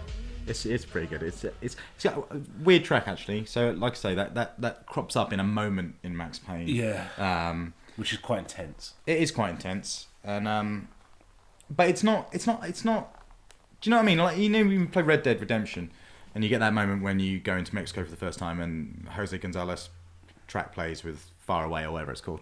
And it's a real sort of blinding moment of like, oh my god, this is kind of cool. They've gone for that in Max Payne 3 with this section, and I feel like the song's not good enough. The song doesn't feel... First of all, I didn't even notice it was anything other than an instrumental piece of music at first. Yeah, it takes a couple of seconds before the vocals kick in. But it's, it's still quite cool. So Max Payne 3 then is kind of what we're talking about. Let's just set it up for a start. It's been a long time since Max Payne 2. It's maybe been 10 years. Yeah. I'm not entirely sure. Obviously, Remedy developed Max Payne 1 and 2. Yep. Alan Wake. And then went on to Alan Wake. And this is now Rockstar. And it's Rockstar now becoming that sort of ambiguous studio where it's just Rockstar. It always used to be Rockstar North for the ones that kicked out the cool stuff. And now it's just Rockstar. They've got a lot of studios now, though. There's tons of them, But Dan and Sam Houser, who are from North, who are, founders of the whole thing, get involved in so much. Yeah. Now, so it seems that at some point, I don't know exactly when it happened, Remedy sold the Max Payne license to Take-Two, which is why Rockstar ended up with it. And it seems that they must have got a pretty penny off of that, because that seemingly was funded Remedy through Alan Wake and everything else. And Alan Wake, it was all right, but it was no Max Payne. Exactly. It wasn't great. It did some nice things. Yeah. I quite like the story in Alan Wake. Yeah, I like the presentation, the episodic stuff, the music was cool. Yeah, the televisions, but I didn't really like the combat. No. Which is the meat of the game. Exactly. Yeah, exactly. And unknowingly the meat of the game. Yeah, it's just like a fairly rancid third-person shooter. Anyway, Max Payne 3 then. This is... Where does it pick up? It's Max Payne now. It's almost done in real time, isn't it? It's like 10 years have passed on Max Payne himself. And he finds himself no longer as a police officer. Obviously, we know that from the previous games. He's down on his luck, still a drunk, still addicted to painkillers, it would seem, and takes a job as a bodyguard, doesn't he? He moves to Sao Paulo, which is where most of the game is set. Yeah, Brazil. And is protecting this fairly rich family. One thing I'd like to stress first of all is that if you look at all the trailers and things like that, it looks like the game is almost exclusively in Brazil and in this sort of Resident Evil 5 favela style setting. It's not, actually, is it? There's actually quite a small lot portion of the game. Yeah, because the game, the way that the story's told is that it flashes back constantly to various points in Max's life, telling you in a really sort of cinematic way of getting the story across as to why he's gone to Brazil and how his state of mind is slowly getting worse. Because, let's face it, Max Payne in this game is not in a good way. No. He looks like shit. Yeah. Like, he just looks like shit. All the time. The crumpled suit's a nice touch. Yeah, I got a real Kane and Lynch vibe from this, because it's got that sort of seedy...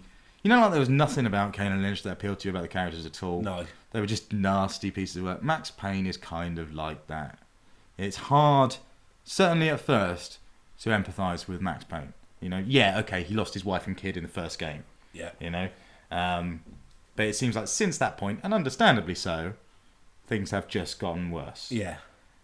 So, let's not try to spoil it too much, but he's basically run out of New York. Yeah. He's kind of forced to go to Sao Paulo and start again on this deal of protecting this family, but also he's sort of reluctant to do it. He doesn't really want to do it either, it doesn't seem. He likes no one. No. He just hates the environment. You imagine him just being there going, it's too fucking hot. I hate wearing this suit. I hate your face. I hate everything. And just like, I hate rainbows. And just like, he just is negative with it. And for the most part, it's Max Payne. Bullet time is back. Rooms. Obviously, where it's a different studio and it's a different environment, it's got a very different flavour and feel to it.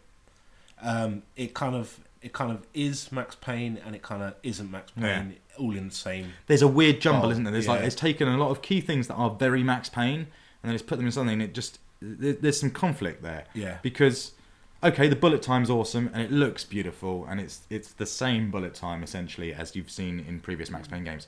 However, there's now a cover system. Yeah. Which is completely, out of left field for Max Payne. Max Payne's cover was bullet time. Yeah. That was how he dealt with it. He didn't need to hide behind a wall because he'd just dive in slow motion past you. Yeah. And now you've got this cover system and you do have to use it. Yeah.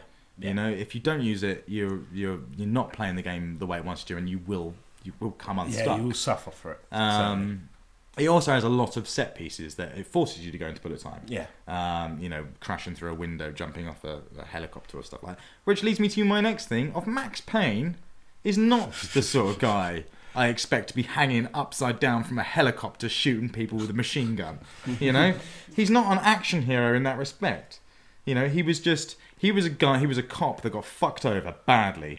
Yeah. Turned to drink and drugs to just push him further and drive him further to just bring down the arseholes that did it to him. Yeah? That was him. He was fueled by anger and revenge. And now he's like Arnold Schwarzenegger in this game. The stuff he does is mental. There's a bit in the game where a speedboat, James Bond style, jumps through a building. With Max Payne shooting an AK-47 on the front. It's like, really? I thought he was just kind of... There was nothing special about him. He wasn't a superhero, was he? He was just kind of like a regular cop. Yeah. Probably not even a great one. No, from kind of the stuff that is said in-game, I think initially he was the best of the academy. Okay. And it just kind of went downhill and his luck just got worse and worse and worse till he's at a point where he just has a death wish now. I think at some point he snaps in the game and he's like, I don't give a fuck. If I die, good. His genesis... Like, they won't let me die. They won't put a bullet in my head. They can't. And so I just kill everyone. His genesis throughout the game is quite interesting because it gets worse, doesn't it? It gets to the point where he's kind of middling and things aren't great, but his life's pretty stable, I suppose, at the beginning. Then it takes a turn for the worse and he gets involved in some serious bad stuff and ends up leaving, protects his family. Then you get all these echoes of his past where there's several times in the game where he is just gobsmacked at the fact that he's protecting this family and everything that he's trying to do to make things better is leading to people to die. He's once again standing over the corpse of a dead girl going, trying to protect. Shit, I was supposed to be looking after this. And that just sends him completely over the edge to the point of where he does go on a completely revenge-fueled mission to kill everyone. And then actually comes full circle. He actually, by the end, he sobers up. Yeah. And he becomes this sort of badass, but he's no longer Max Payne. No. He's Bruce Willis at that point. But that is it. Even down to visually, where he's shaving his head and stuff, he turns into John McClane. And don't get me wrong, that's awesome. I liked Max Payne in this game, and I want to see more of Max. But he is not the same Max at all. No. And the weird conflict you get in that is that you've still got that comic noir narrative that goes over everything of him eloquently describing situations in the most sort of poetically disgusting ways, which are brilliant and they're humorous and stuff. And that's Max, and that's in his head, and that's cool, and that's just like the first two games. But then in the real world, quotes, when he's walking around, he doesn't talk like that. No. His voice is different. And it's obviously not everything's black and white and covered in snow, which I think is a massive effect on the game.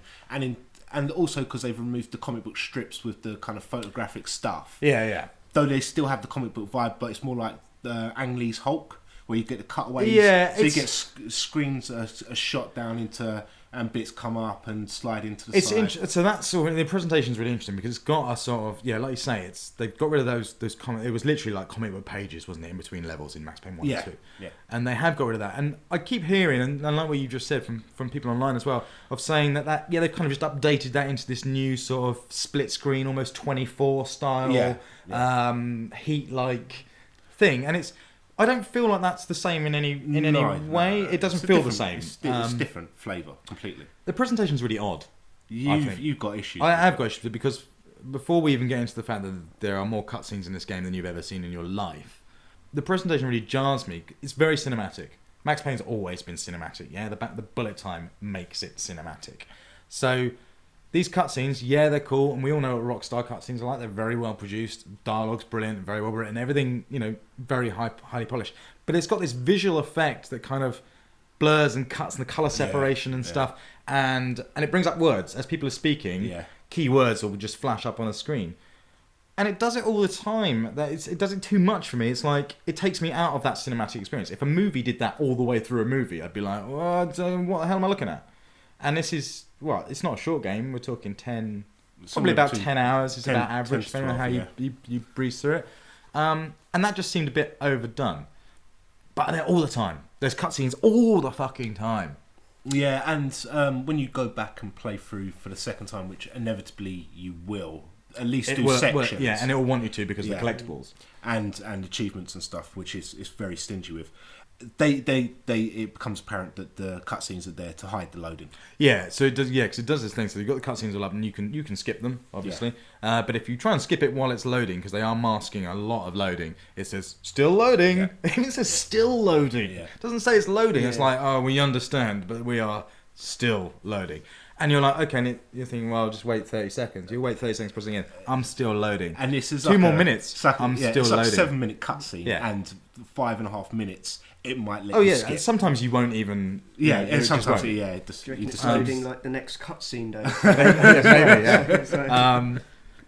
And that's a shame because it stops you from getting instantly back into the action each time. And you were saying there's sections like where you're in the ghettos and stuff, where you'll have a cutscene and then you'll control Max walking down an alley, then you'll have another cutscene, then you'll control Max kind of climbing through the gutters. There's a lot of interruptions. And then there's another cutscene. And it's like, I haven't actually done anything, I haven't actually shot anyone, I haven't actually picked up a bullet. You've shown me a couple of interactive things going on around me, and then you've given me yet another fucking It just does it so often, it just that kind of baffles me. But the loading, so incidentally, this is one of the few games that I haven't installed. Right. So I don't know how much of an improvement that will make, but for some reason I just didn't install it.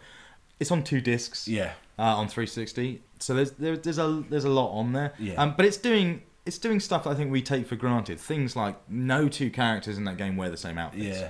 In a really weird, like they could have done that, right? We could have had people in the same outfits. Yeah, I mean, you don't notice. No, and then someone goes, look, no one's wearing the same uniform. Yeah. Oh right, yeah. But they put genuine effort into costuming like a movie. Yeah.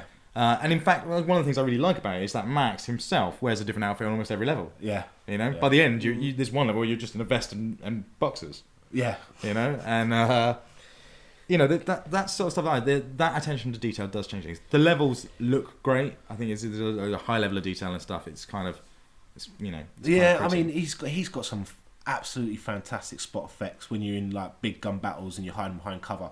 He'll wipe sweat off his brow by wiping his entire arm over his head. The animation, it's just the animation genius. Is some of the spot effects. Yeah, and it's largely can't be faulted. There's a few things that I have issue with, but it's for Rockstar, it's the Rage engine for the actual engine of the game, and Euphoria for all the physics and animation stuff. That stuff is beautiful. There's a few weird bits, like when you're coming out of cover, sometimes it can be a bit strange. Yeah. But generally, the animation when he's lifting himself off of the floor, or like you say, wiping his brow when in cover, or just the way he holds guns. Yeah. So you can hold two single-handed guns, which are normally pistols, and then one two-handed weapon. Yeah. But you can't hold them both. If you pull out both pistols to go dual wielding, he'll drop the assault rifle or whatever it is, because you can't. He doesn't have a backpack or strap anything on him. So that's kind of cool. But if you just pull out one, say you're holding an AK-47 and then you go switch to a pistol, he holds the AK-47 in his other hand. And it's fucking cool. Yeah, I mean, I think the thing that jars me about it is that it's usually barrel facing away. It's not... If he was holding it with the barrel towards the enemies, I don't know if I'd notice so much. But I think he holds it with the barrel facing behind him. Okay, because he's just holding it in the middle, isn't he? He just holds it from just like he's carrying a bag or something, rather than a gun. It does. He's not ready with it. I mean, I have to put the gun down if I run out of ammo on a two-handed gun. I either have to pull out 2 pistols, so you quickly drop 2 pistols is the way to go anyway. But you run out of ammo so quickly. Yeah, but you don't dive through the air with anything other than 2 pistols. That's kind of an unwritten rule. No, I think last night you found out that diving through the air with a 12 gauge was pretty satisfying. That was also fairly cool. So the animation is beautiful. It's amazing to watch, and it's such a minor thing, but it really does make a difference. Diving into walls as well. Yeah, exactly. That was the thing with Max Payne. When you're doing your slow-mo dive, you can obviously dive anywhere. In the original 2 games, you could just kind of dive into a wall and he'd sort of slide along it and keep going. Yeah. Whereas in this, if you stuck into a wall, he crumples. He stops and slices. I've had moments where I've dived over a railing, not made it over the railing, and just hit it straight on my gut, and he's just kind of like hanging there for a bit, and it looks painful, and he falls on the ground and slowly picks himself up. And he does it all as though he is a drunk. Yeah, pretty much. He's not, like we say, he's not in a good way, and that's what makes it sort of slightly unbelievable as to why is he running across a building and jumping onto the feet of a helicopter in his state? When you're pressing forward on the analog stick, he moves at like a mile Yeah, a it's year. slow moving. And then if you hold the run button, it's 2 miles a year. Slightly faster than slow moving, yeah. But yeah, so I always find that the things he's doing don't quite stack up. I imagine Max Payne is not even that strong. I don't imagine a punch from Max Payne would do you a great deal of damage because I imagine him to be kind of frail and weak and broken. Yeah, I suppose if you're on constantly popping painkillers. painkillers. Yeah. It's nice that by the end of the game, he does genuinely transform into this badass that's just sort of like... And you're really rooting for him at the end. I'm like, you just go fucking kill everyone. You do not want to get in the way of this guy because he's a maniac. He's not a good bloke in any stretch of the imagination. To be fair, the people he's fighting against are a lot fucking worse than he is. Yeah. So that's the other thing. There's some dark stuff in this game. Seriously brutal You see a guy get put into a ring of tyres... car tyres around him and set on fire. Yeah. People are executed at point blank in front of you and with real effect. Yeah. There's one particular moment where that happens and you're just like, whoa, that actually genuinely felt like I just watched someone get shot in the head for no reason. An innocent person. A snuff video. Yeah, exactly. Whereas things like Call of Duty and everything else is just sort of, they play it down so much it doesn't mean anything, There's, what is it? What was it's Modern Warfare 3, isn't it? Where there's the little girl in London and the family's video recording her with a camcorder, and a van pulls up behind her, and the van's got a bomb in it, and wipes out the entire family. That is nowhere near as effective as this one moment in Max Payne where someone gets shot, and it's just that's you desensitized by things like Call of Duty, and this really manages to capture that back. You were saying earlier that achievements are really stingy. Yeah, man, what? It's like level 6 or something before you might even get a first achievement. I thought it was broken. I thought something's gone on. You're playing for what, 4 hours, 3 hours at this point, and you're like, I haven't even got a single achievement. You start to doubt yourself. Yeah, it's crazy. I mean, it doles out achievements like you're playing Grand Theft Auto. It's like this is a 30-hour plus game, like it's open world, and you've got to go around and hunt for things to get an achievement. It's like, it's nuts. It had a very Grand Theft Auto feel to it. In terms of content. I mean, I think the cover system alone kind of draws you back to Grand Theft Auto 4, and since playing it, I've got a real hankering to get Grand Theft Auto 4. It's weird because it's the one thing Rockstar invariably doesn't do very well is shooting generally. They've never been great at it. It's kind of... and this is alright. It's a bit clunky in places. Yeah. I find the movements really strange for the aiming. Yeah. The reticle's tiny. It's just a dot anyway. Oh, jeez. But actually... minuscule. It moves very slowly. Yeah. You can adjust. You can jack speed. it up. Yeah. And there's different settings, isn't there? So you've got soft lock, hard lock, and free aim. Yeah. And soft lock gives you a Call of Duty style pull the left trigger and it'll lock on someone. Kind of but kind of loosely. You still got to raise it a little bit to get a headshot and stuff. Yeah. Hard lock is just no brainer. You're just taking bang. And free aim is like Max Payne 1 and 2. Yeah, tough. It's tough to hit anything in the head with that. So that's that's kind of. But achievements you just don't get any for fucking ages. Yeah, which is kind of weird. Nuts. But anyway, sorry, that was what I was going to say. The GTA vibe that I got from it is the caricatures of people have a very GTA feel to them. The rich family that you're protecting.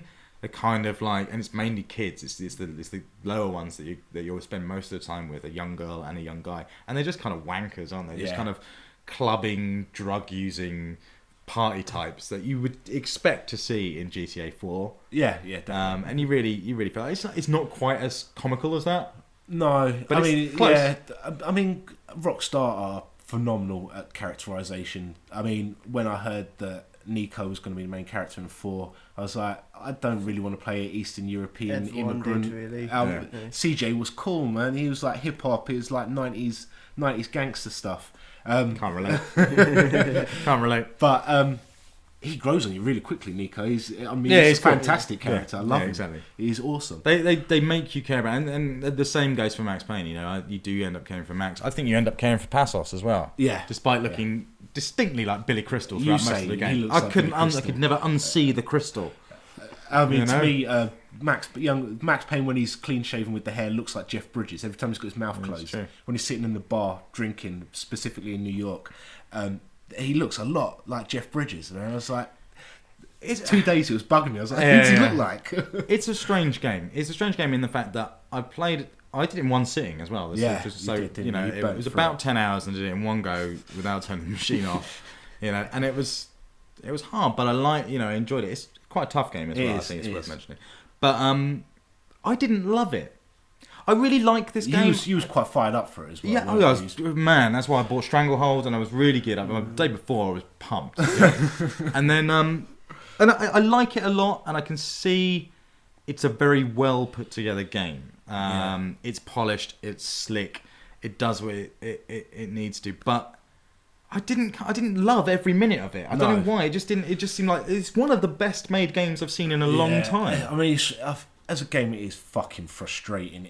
It will wind you up. It's also repetitive, man. Yeah, it's all about just going into a room, clearing the bad guys, and moving on. But I mean, Max Payne 1 and 2 was like that as well. Yeah, true. They were much more trial and error, I think, because most people would predominantly play them on PC, the first two.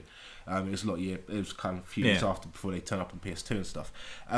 That you could save before you went into each room, so you'd systematically try and keep as many painkillers as physically possible. Save, go into the room, kill everyone. If you failed, you'd just load that up again and try again and try again and try again until you cleared it as best you could with as many painkillers still intact as you could. This one, the areas are much larger. Yeah. And there's some harsh checkpoints. So you need to use the cover system. I was trying to initially play it like Max Payne and I was getting seriously pissed off. When I started playing it like Gears of War or like Grand Theft Auto 4, it works a lot better. When you're in cover, you pop on your free bullet time, just come out, pick people off with headshots. Yeah, I think that's a key point. You end up in this game a lot of the time using bullet time when you're not dodging or diving. You know, you are literally just slowing down things and just going for that headshot a little bit easier. Because it's all about headshots. Because later on in the game, when people are seriously padded up with body armor bulletproof and vests, stuff, you knock them down, and it's quite cool that you knock them down.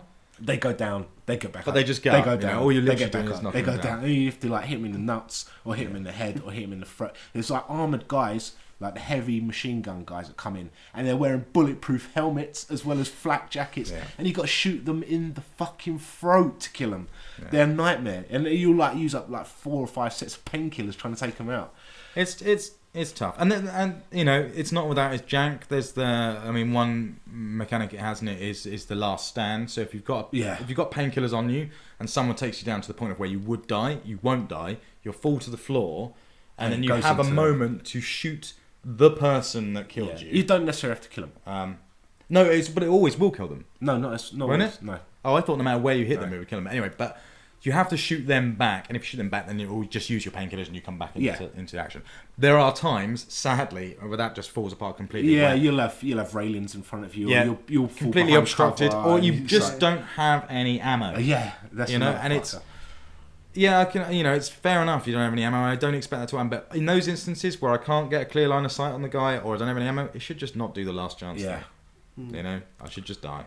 But yeah, there's some mean checkpoint. There's some nasty bits where you'll do some really hard section. Go, thank fuck, I'm through that. Die at the next bit, and it just puts you back before it, and it's just like, oh.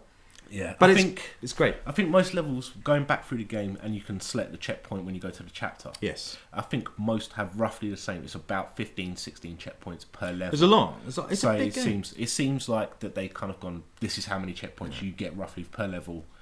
It's an emotional game. Divided it up. It's a really emotional game. Yeah. There's some really good moments. I keep banging on about it to you, but the moments where Max is just screaming in someone's face because it's just pure anger, and you're just like, dude, I'm on your side now. And he's just like, it's that bit. It's the bit where you meet, and out of context, the bit where you meet a plastic surgeon. He's doing something dodgy, and Max just goes up and just goes, "What the fuck have you been doing?" And the guy just doesn't answer him, just carries on like panicking around. And he's like, "What the fuck are you doing?" And then he starts to try and buy him off. And he's like, I don't want your fucking money. Just tell me what the fuck you're doing. It's just like, it's real good. So that's all pretty cool. There's collectibles throughout the game we should mention. You're collecting golden guns. It's weird, man. You collect pieces of guns. Every gun in the game is broken up into about 5 pieces. No, 3 three pieces per gun. And they're scattered out the levels, and you collect those. And when you get them, you get I think it's like faster rate of fire and more ammo and things like that. Yeah, once you've got all golden guns in each level, you can then go back in and switch unlimited ammo. Yeah, so unlocks like cheats, I suppose, for replays. Yeah. So there's those, and there's also clues to what's going on in the story. Then your first level is like you find a picture, and there's like a necklace and things like that. And he monologues over the top which is quite cool. But for one, you're not going to get it all in the first playthrough. You're going to want to go through again to do it, which the game doesn't really make that easy for you with all these cutscenes that we said. But also, I found myself sort of exploring more than I wanted to. Sure. It's like, well, I'm actually actually this place is on fire and that dude's just kidnapped a girl and everything's fucking going to shit around me. And it's like, so why am I searching behind in the corners of rooms and going into other stuff just to find a golden gun that's not... Do you know what I mean? Where, keeping in context with the game, you should be pegging it out of the burning building as fast as possible, trying to track down the guys nicked the girl. Exactly. Sure. Yeah, I mean, the story for me was kind of surplus to the action. I found that the set pieces weren't the things that made me go, wow.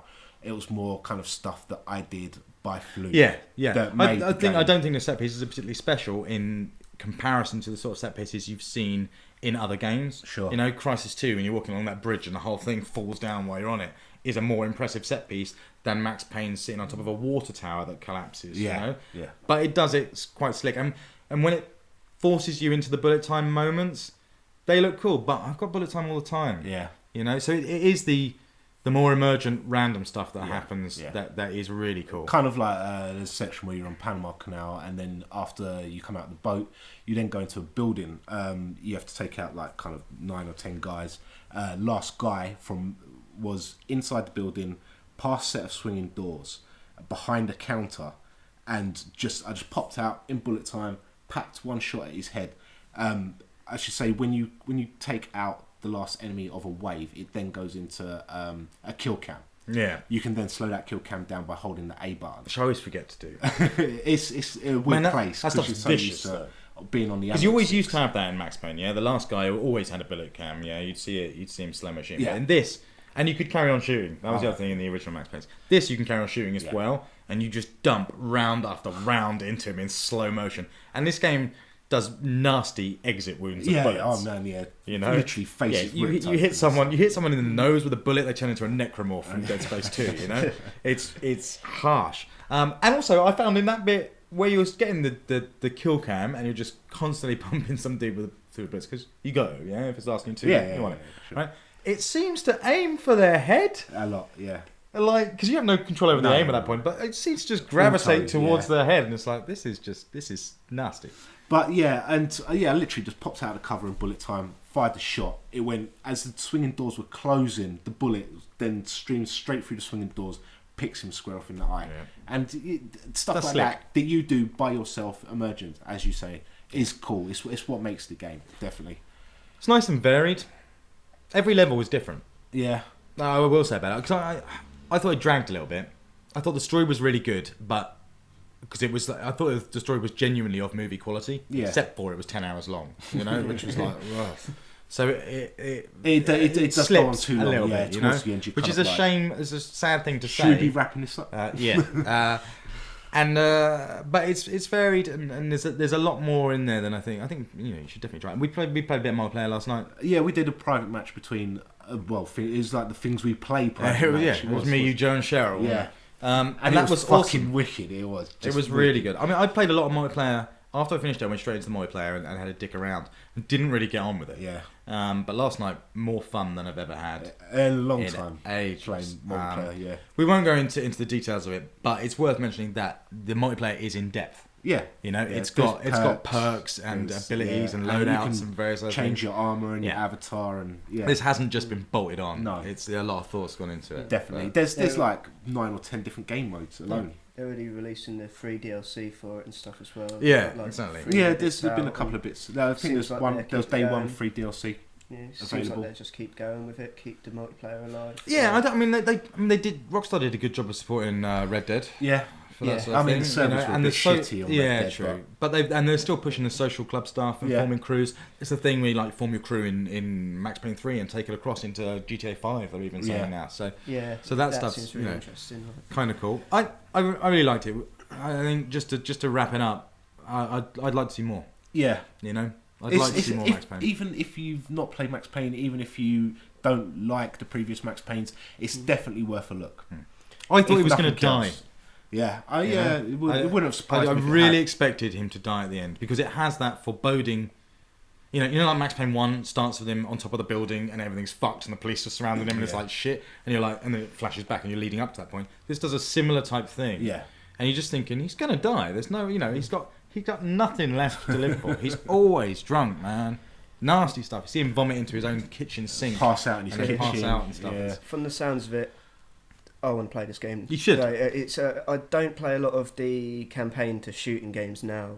I only play the multiplayer for them. I find the campaigns generic and boring a lot of the time. So I love Battlefield 3, but still haven't touched a single player for that yet. That's probably wise, to be fair. But it sounds interesting. It sounds like it has life to the Yeah, campaign. it's at the end of the day, it's a big game that they've put a lot of money and time into. You know, Yeah. it reminded me of Dead Space 2 in terms of like quality. I mean, Dead Space 2 is still one of my favourite games of all time now. I think it was just very, very polished and well executed. And this has that. Has an Uncharted vibe in that same level of polish as well. Just really, really worth a look. Definitely. I mean, rent it, borrow it, give it a go. Just give it a try at some point. Maybe there'll be a It demo at needs some to be point. Oh, seen. they won't. Rockstar don't do demos, do they? They don't need to. Everything's word of mouth with Rockstar, isn't it? That's how Grand Theft Auto became Grand Theft Auto. It's true. I remember going around my cousin's house and playing GTA 1 on his PC. That's like when I was whatever age, That was tiny. BMG, was it? It's like Simon Cowell's company, wasn't it? That had original. I can't even remember. DMA. It was DMA design, which later turned into Real Time Worlds. Yeah. Oh right, it did. Crackdown. Yeah. Yeah. Crackdown. No longer exist. But that was the split. Yeah, it was DMA design. All right, so that's Max Payne. Then we'll move on to that. Let's get into this. The whole reason for you being here, Carl. Yes. Diablo 3. 10 years. 10 years. 10 years in the making. And to fuck it all up in one night. Yeah, exactly.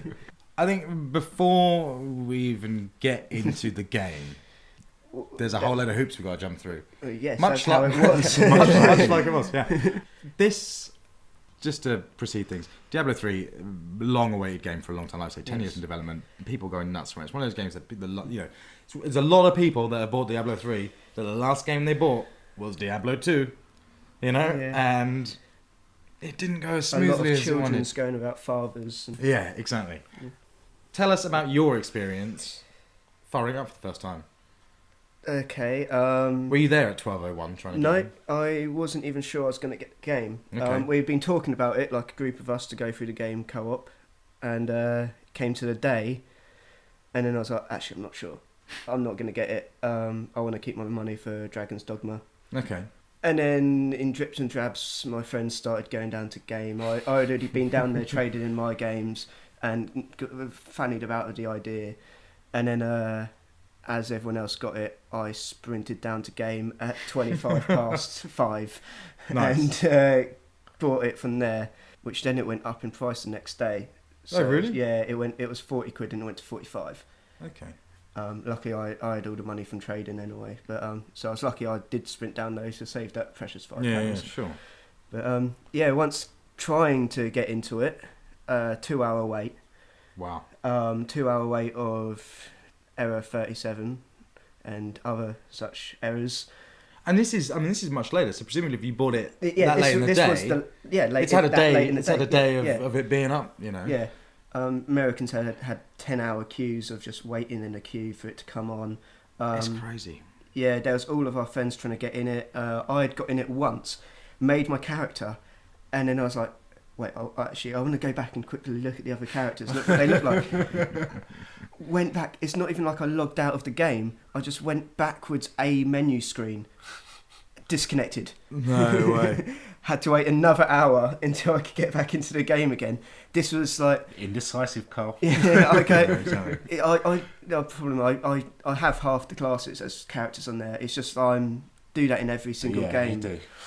I have to play everything as many times as there are classes, which is awful for Skyrim because there's not set classes, so it's combinations of classes that I've now started again recently. And what playthrough is that? Fucking hell. Well, if I add up the hours, it's about my 500th hour. Jesus. That's crazy.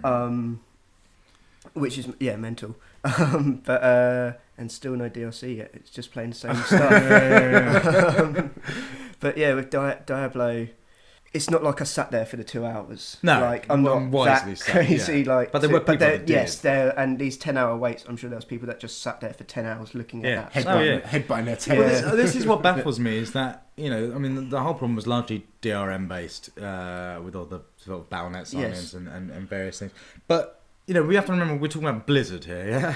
Yeah. Who have run World of Warcraft now on seriously powerful servers for a long time, for a large number of years. Millions of people are playing this game right now, yeah? If anyone you thought could handle that sort of server load at that time, it's Blizzard. No one else is going to be better prepared for it. And then on top of that, they knew exactly how many people were going to do it. Through pre-orders and the digital distribution of this game. Because let's face it, this is kind of the future. This is kind of how we're going to do it. Most copies of Diablo weren't bought from most copies of Diablo weren't bought from Game. They were bought digitally direct from Blizzard. A lot of them were early as well. They were bought before people had the download ready, and it was just waiting for it to go online because of the DRM. Exactly. So with Blizzard having their mega servers, knowing the exact numbers, right? Despite the fact that this game's been 10 years in the making, and they've chopped off a load of stuff. They cut a load of multiplayer stuff in order to just get the game out and went, it's coming a little bit later. And it's like, really? What the fuck is going on here? What sort of operation are you trying to run? And then to still fuck it up and not let people in is just mind-boggling. And it's not as though they didn't ask for it. They bleated on about the fact that at this particular time, for us it was 12:01, you could log on and play. Yeah. And it was that same time throughout the world. Yeah. And you're just thinking, if that's going to cause a problem, just do it at midnight in every different territory. Or, Star Wars The Old Republic had people coming in different stages through beta programs and pre-orders and stuff like that. Just stagger it.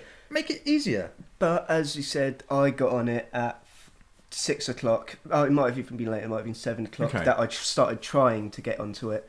And still, even if they had staggered it, that was just clearly that fucked for that long. Yeah. Eventually, once getting into the game, there's me running around the house to all my housemates going, I've got in the fucking game, come on, you try and get in. They still couldn't get in. But I was lucky, I was like, fuck you. I only got the game to play co-op, but at that point, I'm not waiting for anyone. Well, but that is the mad part, for all of this DRM nonsense has caused all these problems. And a lot of it is tied to the auction house as well, because of the real money transactions that are going on within that, and by all means that's fine. PayPal gives me a lot of shit if I want to use it and do stuff with it because it's trying to protect me, and so that's fine. If Blizzard want to do that, I can understand that.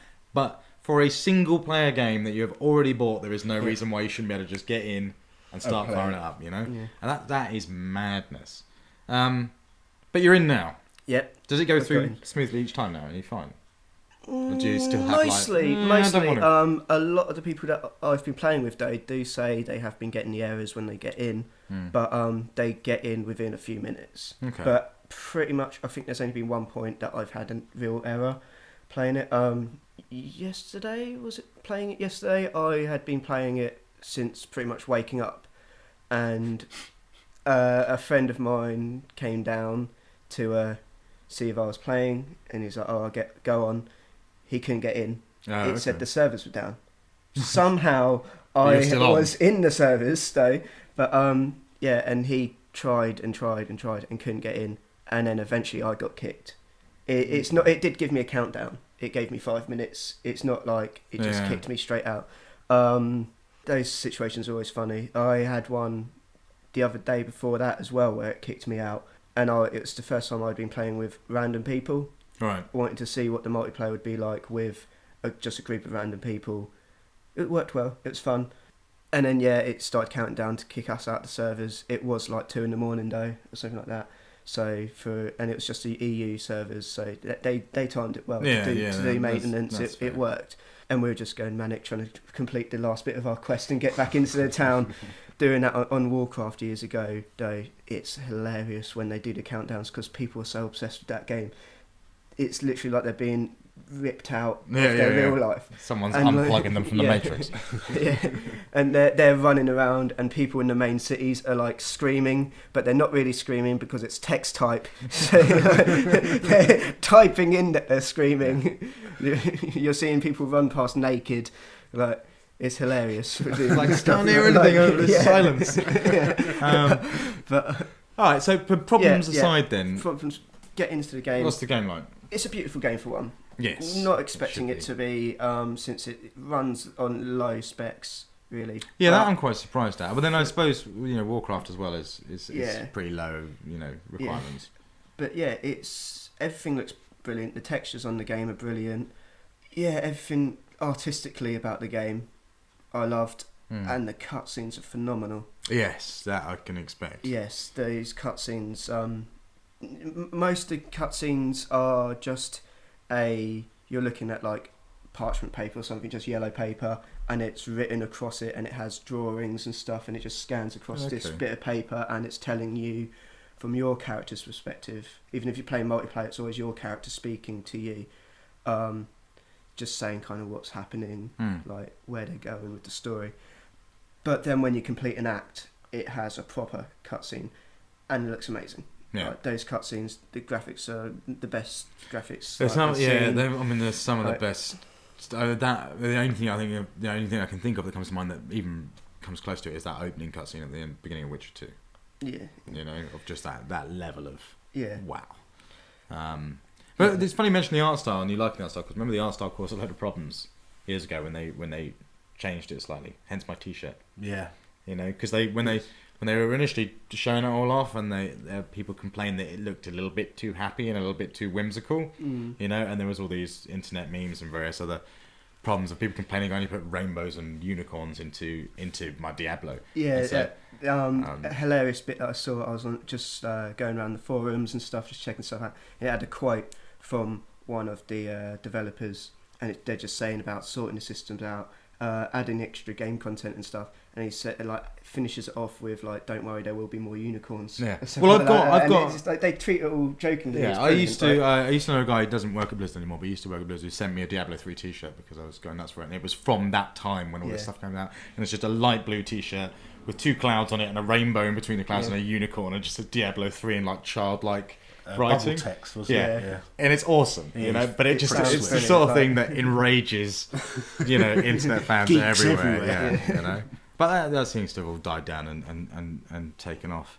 I haven't played. I've played Diablo 2 years and years ago, but I've never played seen the old else ones. since. But all my housemates played the old ones. They loved them. They loved Neverwinter Nights as well. Sore spot for Shaun. But yeah, they loved all that kind of stuff. So I just joined the bandwagon with them. Okay. And I've been playing Diablo every single day for the entire day pretty much now.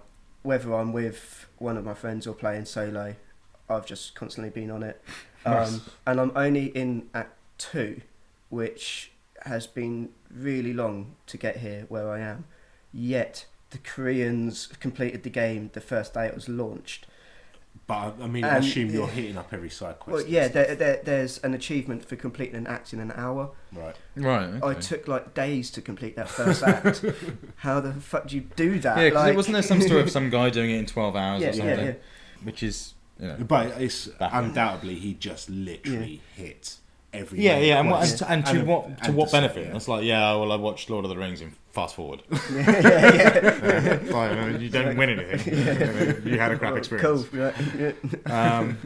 Okay, that's interesting. And it's all. Am I right in thinking there's no controller support in this? You're all mouse and keyboard. Yeah. Which seems a bit weird as well. No, well, the things they seem to have forgotten now that last year they were going, yes, Diablo 3 is going to be on console. Yeah. Which they still might just do a Witcher 2. They might leave it for a while. Maybe. And the controls, people go, oh, it's a PC control layout, so it can't work. But you just hotkey stuff, don't you? But the thing is, they've reduced it down now to only 4 keys on your keyboard for spells, and then your 2 clicks on your mouse. Which is only 6 keys. And yeah. You've got 8 on a joypad. Yeah. Well, no, look at things like Torchlight. Torchlight runs fine with a pad. Although, interesting, Torchlight 2, no pad support. For the PC. Yeah, how weird is that? It's like your first game was on the console anyway. You even said Torchlight 2's coming to console. But I almost wondered if it was Blizzard going, alright, we're not going to put this on console now, so we're not going to put controllers. Because if they put controller support into it, it kind of makes it look even more like you're playing with an Xbox 360 pad. You know, why is too much of a stretch Xbox, of imagination. Yeah. And they must get countless emails daily, you know, from people going, put it on a bloody console.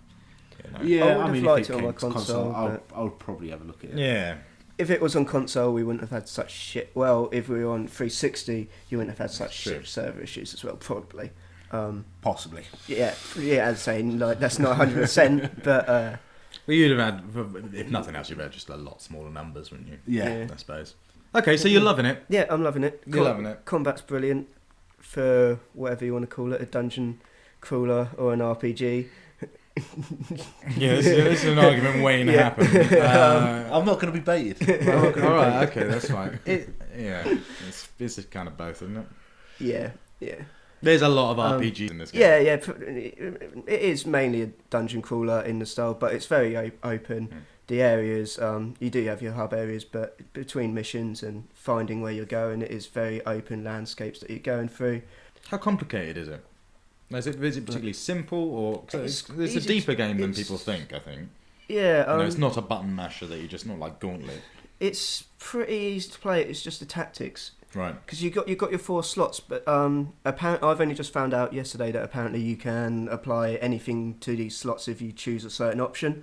But the way it's set out is that you have 4 slots, well 5, 6, but they're like special types of your moves. So you have like defensive moves, they'd like go in the one slot, and then you can only pick between one of the 5 spells or whatever tricks, moves that are in there. So you've got to try and combine your tactics of using these things very differently.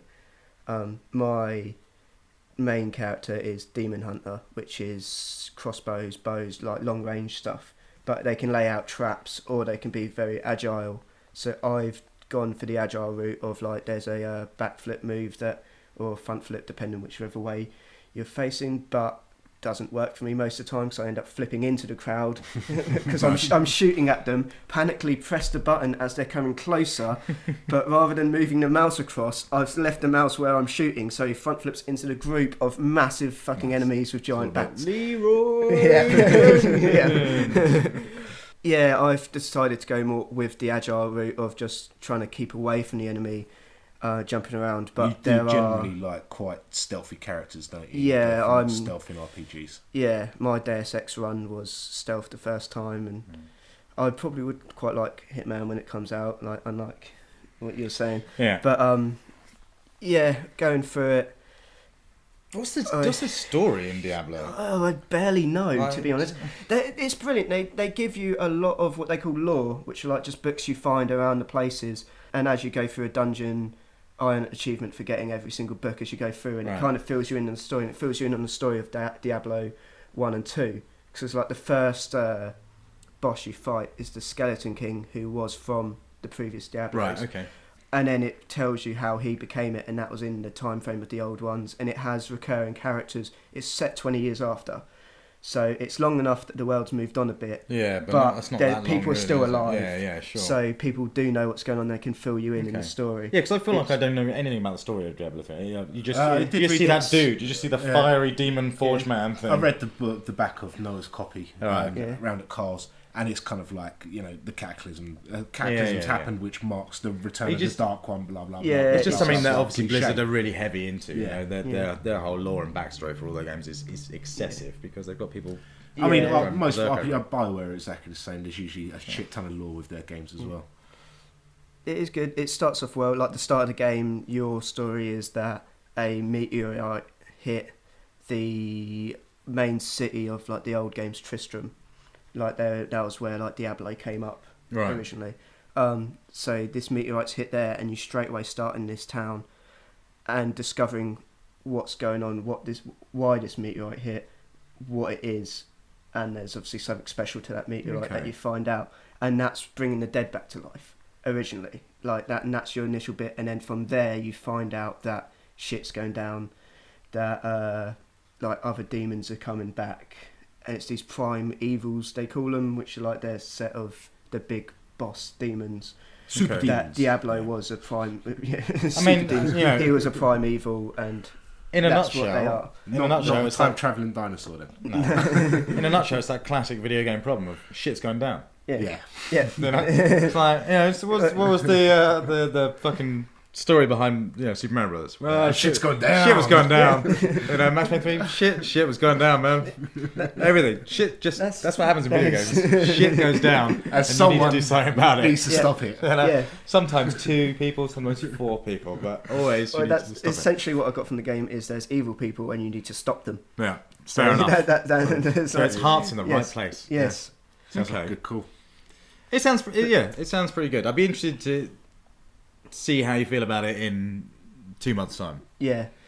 You know, because it's it's got that addictive, like we were saying, that crack-like Warcraft experience. Well, I'm sure the kind of once it's up and running, the whole monetary system of buying and selling and trading would be reason enough. It's like, just quit your job, fuck it, just go sell stuff on Diablo. There will be people that do it. Like, yeah, sure. Yeah. Because there was some guy ages and ages ago. What was the other big one? Other big MMO, EverQuest. Right. Where he quit his job, and it was a pretty good job. I can't remember what the fuck it was, to sell like virtual real estate. He just like started selling houses. On I mean, this stuff it exists. I mean, we didn't talk about it on the show, but we talked about it offline about the stuff that's going on in what's CCP's game? CCP. Yeah, the space front. Oh man, my memory is out of my mind.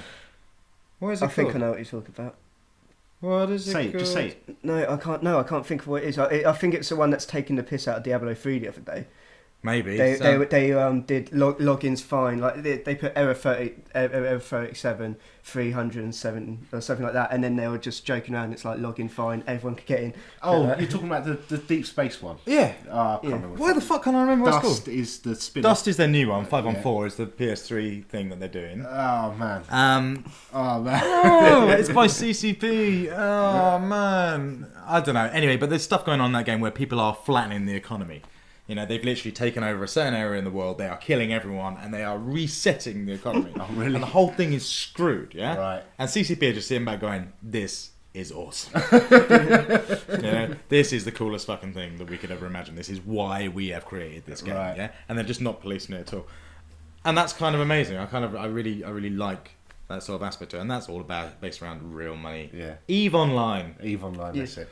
There you go. I don't have to edit that out of the show now. EVE Online. Anyway, it's just cut and paste that bit. exactly.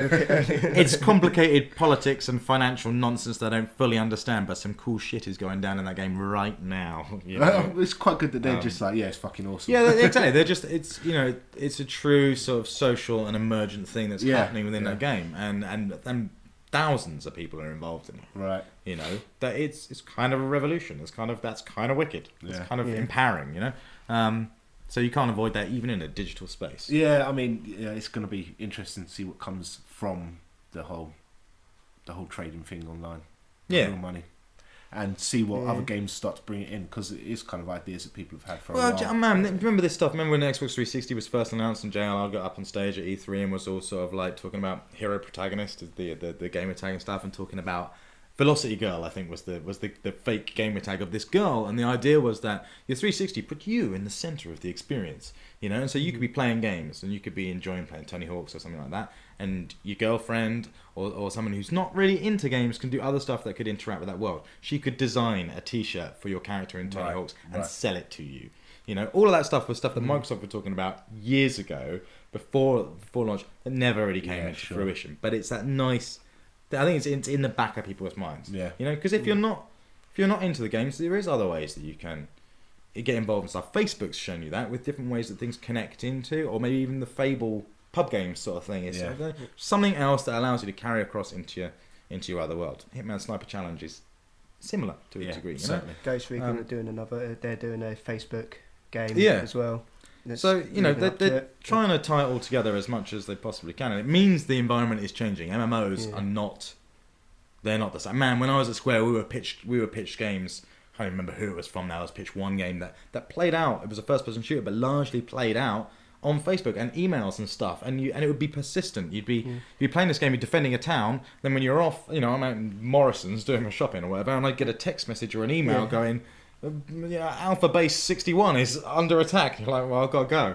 You know, and it's not practical, but it's quite cool. But they did stuff with Mass Effect as well, with the apps for it, where you could do all your military strength stuff and build that up while you're away and do mining and stuff like that. Well, and still just keeping you involved. You know, things like Super Monday Night Combat and stuff, where you're doing a tower defense sort of stuff, but now you're jumping into the action as well. You know? Well, we're getting into that position where you choose your role. You know, do I want to play this game like an RTS, like a commander that's sat miles away from the battlefield, just ordering troops around, or do I want to be a soldier, you know, on the front lines? that it'll be interesting to see where it goes. But we are moving more into that sort of Things stuff. are blurring, like between social It's just because you've been playing Diablo so much. Yeah. It's just blurring. My vision's going. Exactly. I can't really see Drinking anything. generic Scotch glasses. Yeah. All right. Well, look, we should probably wrap up. Yep. Unless you've got anything else you want to add about Diablo 3, Carl. Not really. Give it a go. No. Yeah, give it a go. It is a brilliant game. How much is it? Well, it's $44.99. Okay, I'm just Well, curious. that's how much game are selling it for now. Game usually The- is slightly the over. download- Yeah, it's true. It's just I always think PC games are always a little bit down. Yeah. Usually you're looking at maybe 35 quid. Yeah, I reckon cheapest it's I've the seen it average. is 33. Right. Some reason people selling it for 33 online. The digital download's $44.99, which made no sense. No. Like Don't you- even have a pretty box. Yeah, With a gatefold cover. Yeah. Analysed.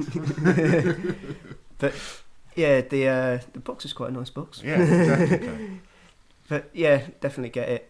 Probably order it online if you don't mind the Yeah. wait. Like, It sounds like it's one of those like- games that, like, if you've probably already got it if you were interested. Yeah. You know, it's a big enough Yeah, release. There's nothing I else to think really so, rival it. yeah. You know, they're probably majority of people are already there. Yeah. You know, but And everybody else who's planning to get it is just waiting on money. well, then do it. yeah, You know, or waiting for servers. if you're gonna pick it up, pick it up with someone because there ain't gonna be another one for a long Yeah. time. You know, that's the one thing we definitely know about 15 Blizzard years? games. Yeah. 15 years. We're saying 15 years. All right. Well, then on that note, then it's time for us to move into our final segment. We're going to move into educating Joe now. As we've already mentioned, this was recorded on Sunday with Joe present. We're talking about Super Star Wars, and we're going to roll that now. Once upon a time, there was a boy named Joe. He didn't play many video games as a child. He was too busy out running and jumping through fields, perhaps stealing apples. But then one day, he found himself inexplicably on a video game podcast, and two guys, Mike and Shaun, vowed to take him back through time to play the games he missed. This is Educating Joe. Educating Joe. We're back. Joe, you're with us again. Indeed. Again, not with us for the whole episode. I don't want to make this a thing, but just... I will be back on more of a permanent basis. Yeah, It's just a short period. Yes, you will. But that's all by the by. It's good to have you here anyway. It's good to be back. Super Star Wars. That's what we're talking about this episode. Which you'd not played. Actually, this came about. We should reiterate it again because we were trying to decide what game to play for Educating Joe this week, and you were like, "What's Super Star Wars?" And it was one of those sort of like. Really? Yeah, Really? facepalm moments of like, really? How can you say that? Like it's in there. It's Star Wars, and it's also fucking super. Yeah, but I'm younger than you two. You got to remember this. This is that wondrous excuse for everything. For a man that lives his life on the internet. I'm like 10 Who years likes younger. games and Star Wars? I'm like 10 years younger than Sean. There's quite an age difference between us. Yeah, it's about 10 years, I reckon. Yeah. It Right. is. Yeah. Anyway, okay, so you've not played Super Star Wars, but now you have, because we cracked open. So Super Star Wars, let's give them background anyway. SNES game, obviously, hence the Super moniker, which is one of the things I love about it the most anyway, that whole sort of time when Nintendo were just like, yeah, super everything. Yeah. You know? It's LucasArts developed back in those days, similar to Zombies Ate My Neighbours, so we'll have to do something non-LucasArts next time. Came out in 1992, Joe. How old were you in 92? 92, I was 4. Okay. I was 13. Yeah, exactly. I was That year. 12, and it's like, well, that makes more sense then that maybe you didn't play it. But yeah, it came out in 92, published by JVC, Yeah. who weirdly, it seems weird to think of them publishing games. There was but a lot they of weird did. companies, Yeah. publishing back then. And yeah, Super Nintendo game. Technically, I believe this started off as, or was regarded as, a remake of the NES game Star Wars. Oh, okay. Hence the Super. But it's not really. It's kind of pretty different. Its own monster. Yeah. So yeah, what can we say? It's a side. It's largely a side-scrolling shooter, like a bit like Contra, that sort of style. Yeah, mixed with side-scrolling melee. Yeah, and you've got directional shooting, haven't you? Like those sort of things Yeah. where you can Shoot 8-way angles and directional stuff. shooting and stuff. And there's also these Shocking. shocking Mode 7 into the screen driving or flying Bits, moments in yeah. some of the later games. And that's basically it. It's this game's hard, man. What did you think, Joe? Tell us your views. It's really hard. I forgot how hard Super Nintendo games actually are. Well, this is one of the hardest. Yes, it really shows. Which is partly what's shocking about it, because for such a huge license as Star Wars, which if you think Star Wars is big now, it was even bigger then. Yeah, there wasn't bad Star Wars stuff as such. So, and it was, it was aimed at kids. It was aimed at this young sort of SNES market. Here's your Star Wars game. It was a fun game. It's a well put together game. Why is it so hard? It's phenomenally difficult. It's more difficult than anything. Also, this game is slightly different than the later two games, Super Emperor Strikes Back and Super Return of the Jedi, which are also hard, but at least implemented a password system. There's no password system in this. Did it not have battery backup? No, it didn't. It's still all in one sitting, didn't you? Yeah, exactly. So this game is tough as nails. Stuff just comes at you. I mean, what is it makes it difficult? It's an onslaught of enemies. It is. It just never stops. I stood there at one point shooting enemies as they jumped into the screen, and they just wouldn't stop coming. I think you kind of have to guerrilla tactics with it, isn't it? It's kind of run and shoot, run and gun. Basically, yeah. There's a lot of dodging because there's quite a heavy emphasis put on you jumping. Yeah. And you do your sort of somersault jumps, and you've got quite a lot of control over movement in the air. So you are sort of jimmying around stuff like Super Meat Boy or something. Maybe not like Super Meat Boy. No, not quite. Maybe like any character that jumps with direct movement. My second go at the game was actually easier than my first because I found an option part, and there's actually an easy mode. Yes. Which is still rock solid. And what does that do? Does it change the enemies? It must give you more hearts and things. No, your health bar's the same size. You just take more punishment, and it's easier to kill enemies. Okay. So, it's a slick-looking game. It does look good. I always remember it being, back in the day, sort of a showcase SNES game. It was one I kind of got out to show because everyone knew Star Wars. It's got great sound. The theme tune and everything that kicks in and stuff is all really well done. The sound effects of the blasters is cool, and it looks gorgeous. I think it's a gorgeous looking game. Yeah. At the time, that was one of its big. It looks like a flashy Capcom-y sort of style game, doesn't it? Very much so. Which is really cool. It follows sort of loosely, well, not that loose actually, but it follows the plot of the movie pretty much bang on, with them changing certain bits in order to make it a bit more gamey. Yeah. You don't, for example, buy C-3PO and R2-D2 from Jawas. So much as slaughter all the Jawas and just take them. You kind of, it's as though Luke Skywalker's been playing Max Payne for 10 hours straight and just kind of walks in and like, do you know what? Yeah, these are the fucking droids I'm looking for. And everyone's like, whoa, what the fuck? You'll be dead. No, to be fair, the Jawas kind of attack you first when you're driving along your sand speed off. What is it? The Mode 7 stuff. Oh man, it is painful. It is really painful. And I remember at the time that's kind of where it was getting 8s and 9s rather than straight out 10s in all the magazines because of the Mode 7 stuff. Obviously, it's in there for variety. Yeah. But it's a fucker, man. It's just not fun to play. I would have happily have had that stuff in a side-scrolling capacity of some respect. I know you couldn't do as much because you can literally go anywhere. It's quite technically quite good the way it's done. You can go, it's seemingly open world but with no real destination and just go on forever, and there's lots of jumps and stuff. It's just hard. It's just so hard. I mean, the first 2 times I did the first Mode 7 section, I didn't realise what the goal was. I was like, am I supposed to be driving to somewhere? What gives you a rolling start as well, doesn't it? And then I realised in top right there's 11 Jawas that you've got to kill. Yeah. And that then makes, as you pick them off, the sandcrawler becomes closer and closer and closer.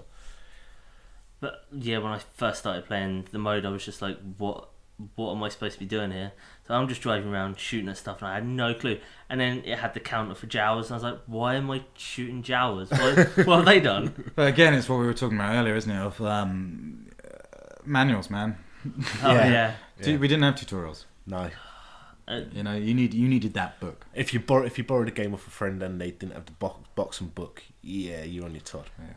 It was when I first started up. My initial thing to do is just press all the buttons and see what they do. Have you Mode 7 stuff? Because it was very popular for a time, but only for a limited time, I believe, on the SNES. Because it was one of those things that the SNES did that other things didn't. Yeah. So it was like its calling card, and a lot of people used it for that way. But it didn't crop up in a lot of games, largely because it was both brilliant and terrible at the same time. Yeah, I mean, it was predominantly used for races, wasn't it? Yeah, of course. A couple of shooters, Axley, for example, uses it. How did you feel about that sort of stuff, Joe? I mean, have you seen a lot of Mode 7 stuff in other games? I've seen bits and pieces on mainly racers, things like that. Yeah. But it was the first time I ever seen it tacked onto a game like that and involving that shooting mechanic. Cause it's really weird because when you go forwards, the speeder tilts forwards and you're shooting at the floor. Yeah. And it's very poorly done. And you have to boost to kind of shoot straight and move forwards. No, you sort of just have to not push forwards and just let it tilt back up and then shoot and then move forwards and then shoot. Well, you just got told. I pressed the boost button and shot stuff. Thanks. Whatever you done, boost. Fucking amateur. I just saved listen it. to Joe. Jesus. All right. Yeah. So. Yeah, have you got much of a desire to play Super Empire Strikes Back and Super Return of the Jedi? Not after the soundtrack level. You know? Seriously. I believe Super Return of the Jedi opens with one of those levels. Oh, really? You know? Yeah, I might give it a go. Because you got force powers and stuff in Super Return of the Jedi as well. True. Which I don't even know if you get any of those in Super Star Wars. I didn't get that. I don't think you do. No, I mean your I think you just main have the attacks lightsaber. are your lightsaber and your blaster. You do play as different characters. In the later games, you actually have a character select screen. Yeah, you can play as before, Han Solo at sections and stuff, can't you? in Um, Empire? But they're largely just relying on your lightsaber and your blaster. And the lightsaber's pretty cool. It gets a bit almost Strider-like. Yeah, your suppose. double jump's pretty cool because You spin with it, spins. don't you? Yeah. It's sticking out and you just. That instantly through changes stuff. things. That makes you a lot tougher in the game. But They before might you get that- have blaster deflect as well. maybe, yeah. Like I said, I didn't get that far in the Okay. game because. So that, I mean, this is probably It's so something tough. we should add is that neither of us, any of us, didn't get very far through this game. No. It's too tough. Yeah, it is. You know, and we're not cheating. We're playing these games as Yeah. as people now, and they're just bastard hard. It's that bit on the sound crawler where you're just trying to jump up the thing. It's very poorly put together, and it's just so fucking hard. And it's like you miss a jump, it drops you all the way back down, and you got to try and work from that. You land on treadmills as well because you're on the tires for the sandcrawler, and then that sends you back all the way down to the ground, and then you're constantly being shot at. So you're trying to dodge bullets as well as hit levels, and It got the easier. platforming aspect of it is not fun. It got easier with the whole shooting things. Is when I got a power up, which was the Seeker missiles, which are just fucking awesome. They usually are in most 2D games. Yeah. Contra, This they're is true. fucking. You just fire it. It's like a lifesaver in Contra. But yeah, it's just it was that one bit where I got to where I couldn't see the next platform moving backwards and forwards, so I had to randomly jump and hope I hit it, and I never did. 3 attempts on that level, crazy. I used every second I had, and I just couldn't make that jump. Well, inside the sandcrawler, I think there's quite a lot of areas that have got like molten hot lava, so there's a lot of insta death on that level, which is always fun. These Love were instant big. death. These were big games. I mean, for two, actually, I was going to say these are big games, but they are actually, first of all, big games. Yeah. You know, they last you a long time. There's quite a lot of stuff in there. I think there was some stuff cut from Super Star Wars for various reasons, but they're also these were big. These were successful, massive games. Yeah. I mean, it's nice to see. This is exactly the sort of thing I can imagine when they make Super Star Wars. And maybe Super Empire Strikes Back, and then never do Super Return of the Jedi. They did them all, you know. I think they were yearly. I think it was 92, 93, 94 that they came out, and that these were successful games, which I mean, almost unheard I of now. bought Super Star Wars, American import, so I paid somewhere between 55 and 75 quid for it. I love the name, man. I love those Super Star Wars. But I mean, that was such a tough bastard that it prevented me from buying Super Empire Strikes Back or Super Return of the Jedi. I think I borrowed or rented Empire Strikes Back, and then I possibly just played Return of the Jedi around at someone's house and thought, I'm alright though. I think they may seem harder now as well, because I swear SNES games are always harder. So if I'd played more SNES games before I'd played Super Star Wars, there is a chance I may have got further. Yeah. Instead of jumping straight at it being Well, one of the hardest ones there are. The other thing that from back in that time as well, true for certainly most people, was you didn't have the vast selection of games that you have. Yeah, now. sure. You had one game at a time most of the time, and you just worked at it. Yeah. You know. Yeah, I think you're probably right. It is harder now because games are just geared up to get you through them and finish them, and that's one of the main priorities of a developer at this point. But back then, it was just a case of you just did it. You just ground the fuck out. You know, you put in the hours, and that was that. And there was no. No cheats on the internet for you to go through. There's no nothing. You just literally had you to was do at the it. mercy of a magazine, Games Master magazine or Super Play, and you just hoped some fucker would print like a cheat code list. And that was true for so many games. You just sat there and just invested months into games. Very much so. Just hammering it until you could get through. Yeah. There weren't not as many games came out. No. That's the other thing. It wasn't the case if you go down a shop every week and there was a new game. Or nowadays when you've got 6 or 7 coming out on a Friday, it's just sort of, it's not things were different. But it does baffle me just how hard these are for the licensing for things. Notice there was no Mega Star Wars. Yeah. Because Mega's not as good as Super. True. There was no Mega anything on the SNES apart from Megalomania. Yeah. Was there Megalomania on the SNES? Yeah. Supermania. I think there is Megalomania on Super Nintendo. Guess what? We're Double not check. We're not going to play that. I'll double check it. Megalomania is awesome. Yeah. Ergonomically terrific. That's true. But we digress, I feel. So, I like it. I do like it. I do like this game. I really enjoyed it. It may have been really hard and frustrating, but it's a game that I do want to go back to and try again and try and get further. But will you? When I've got some more time. It's polished. It's a polished NES game. It looks beautiful. If you can pick it up now and have a go, it's worth experiencing. For Star Wars fans, it's certainly very good. For movie tie-ins, it's certainly very good. It is one of the better Star Wars games I seem to have played because Star Wars games generally seem pretty ropey. There's a really, really good one on Game Boy Advance called Star Wars Force something, and it's based around the original trilogy. Okay. That's worth looking into. It was really, really good. I lent it to Barry. There's been so many Star Wars games. Never seen it since. There's just endless amounts of Star Wars games and such. Well, it's kind of George Lucas is notorious for profiting off of Star Wars. It's been his bread and butter for a long time. True, but I'm not sure how much involvement he has with the game side of things, and he just kind of goes, "Yeah, it's fine." Like he just wrote a memo at the beginning that just said, anything you want to do with Star Wars is fine, and then just posted that on his office window. And he's just and people just go up there and I'm just going to go and green light this. Oh fuck it, it's fine. Yeah, and that's it. As long as you can hear the cash register. Just ruining Star Wars. Yeah, but back then Star Wars was good. Yeah, it was. That was Star Wars, and it was all okay. Jumped up fireworks display of a toy advert. Yeah, there's no Super Phantom Menace. No, Super Attack of the Clones. Though there's quite a few Phantom Menace games. Yeah, there's only one, but not one of them is Super. And a Darth Maul one, maybe. Yeah, I'm still determined best Star Wars game is Knights of the Old Republic. Yeah, it's very good. Nice, it is. But it didn't fit on a SNES cart. No. That was the biggest problem with that. So Super Star Wars then, in closing, good, bad, ugly. Would you play it again? Do you like it? Do you want it? It's are you it's happy? a pretty you game. learned from it. It was good at the time. It was just too tough. It's It's too tough, man. I've been wrapped in cotton wool for too long. Yeah. That I just can't do it. But Joe, because it's tough, it makes me want to try it again. I don't want it to defeat me. I want to do it. You're gonna play to the end. Because both of you have done To it the and I bitter end. haven't. I really want to do it. I think you need to, as it's unrealistic to ask you to do that in the 7 days that we've given you to play. Yeah. But I think you need to finish it. I think you need to go through that. It's like a rite of passage, almost. It's like, how you it's become like a puberty. man. It's as difficult. It's as difficult and as confusing as puberty, Joe. But it's important. It's important. You'll be a different person at the end of it. I do want to do it when I've got better time. person. A better person, yeah. A real person. I really do want to try it because I just didn't have the time over this week, and I wish I did. It's not even that. Don't make excuses for yourself. Don't be so hard on yourself. It's not that you didn't have the time this week. No one had the time to do it. No one's done that game in a week. Because it is just bastard from the first time you go into it to finishing, that ain't happening in a week. No. We'll see how you've done in 6 months. Yeah, exactly. If you got your lightsaber by then.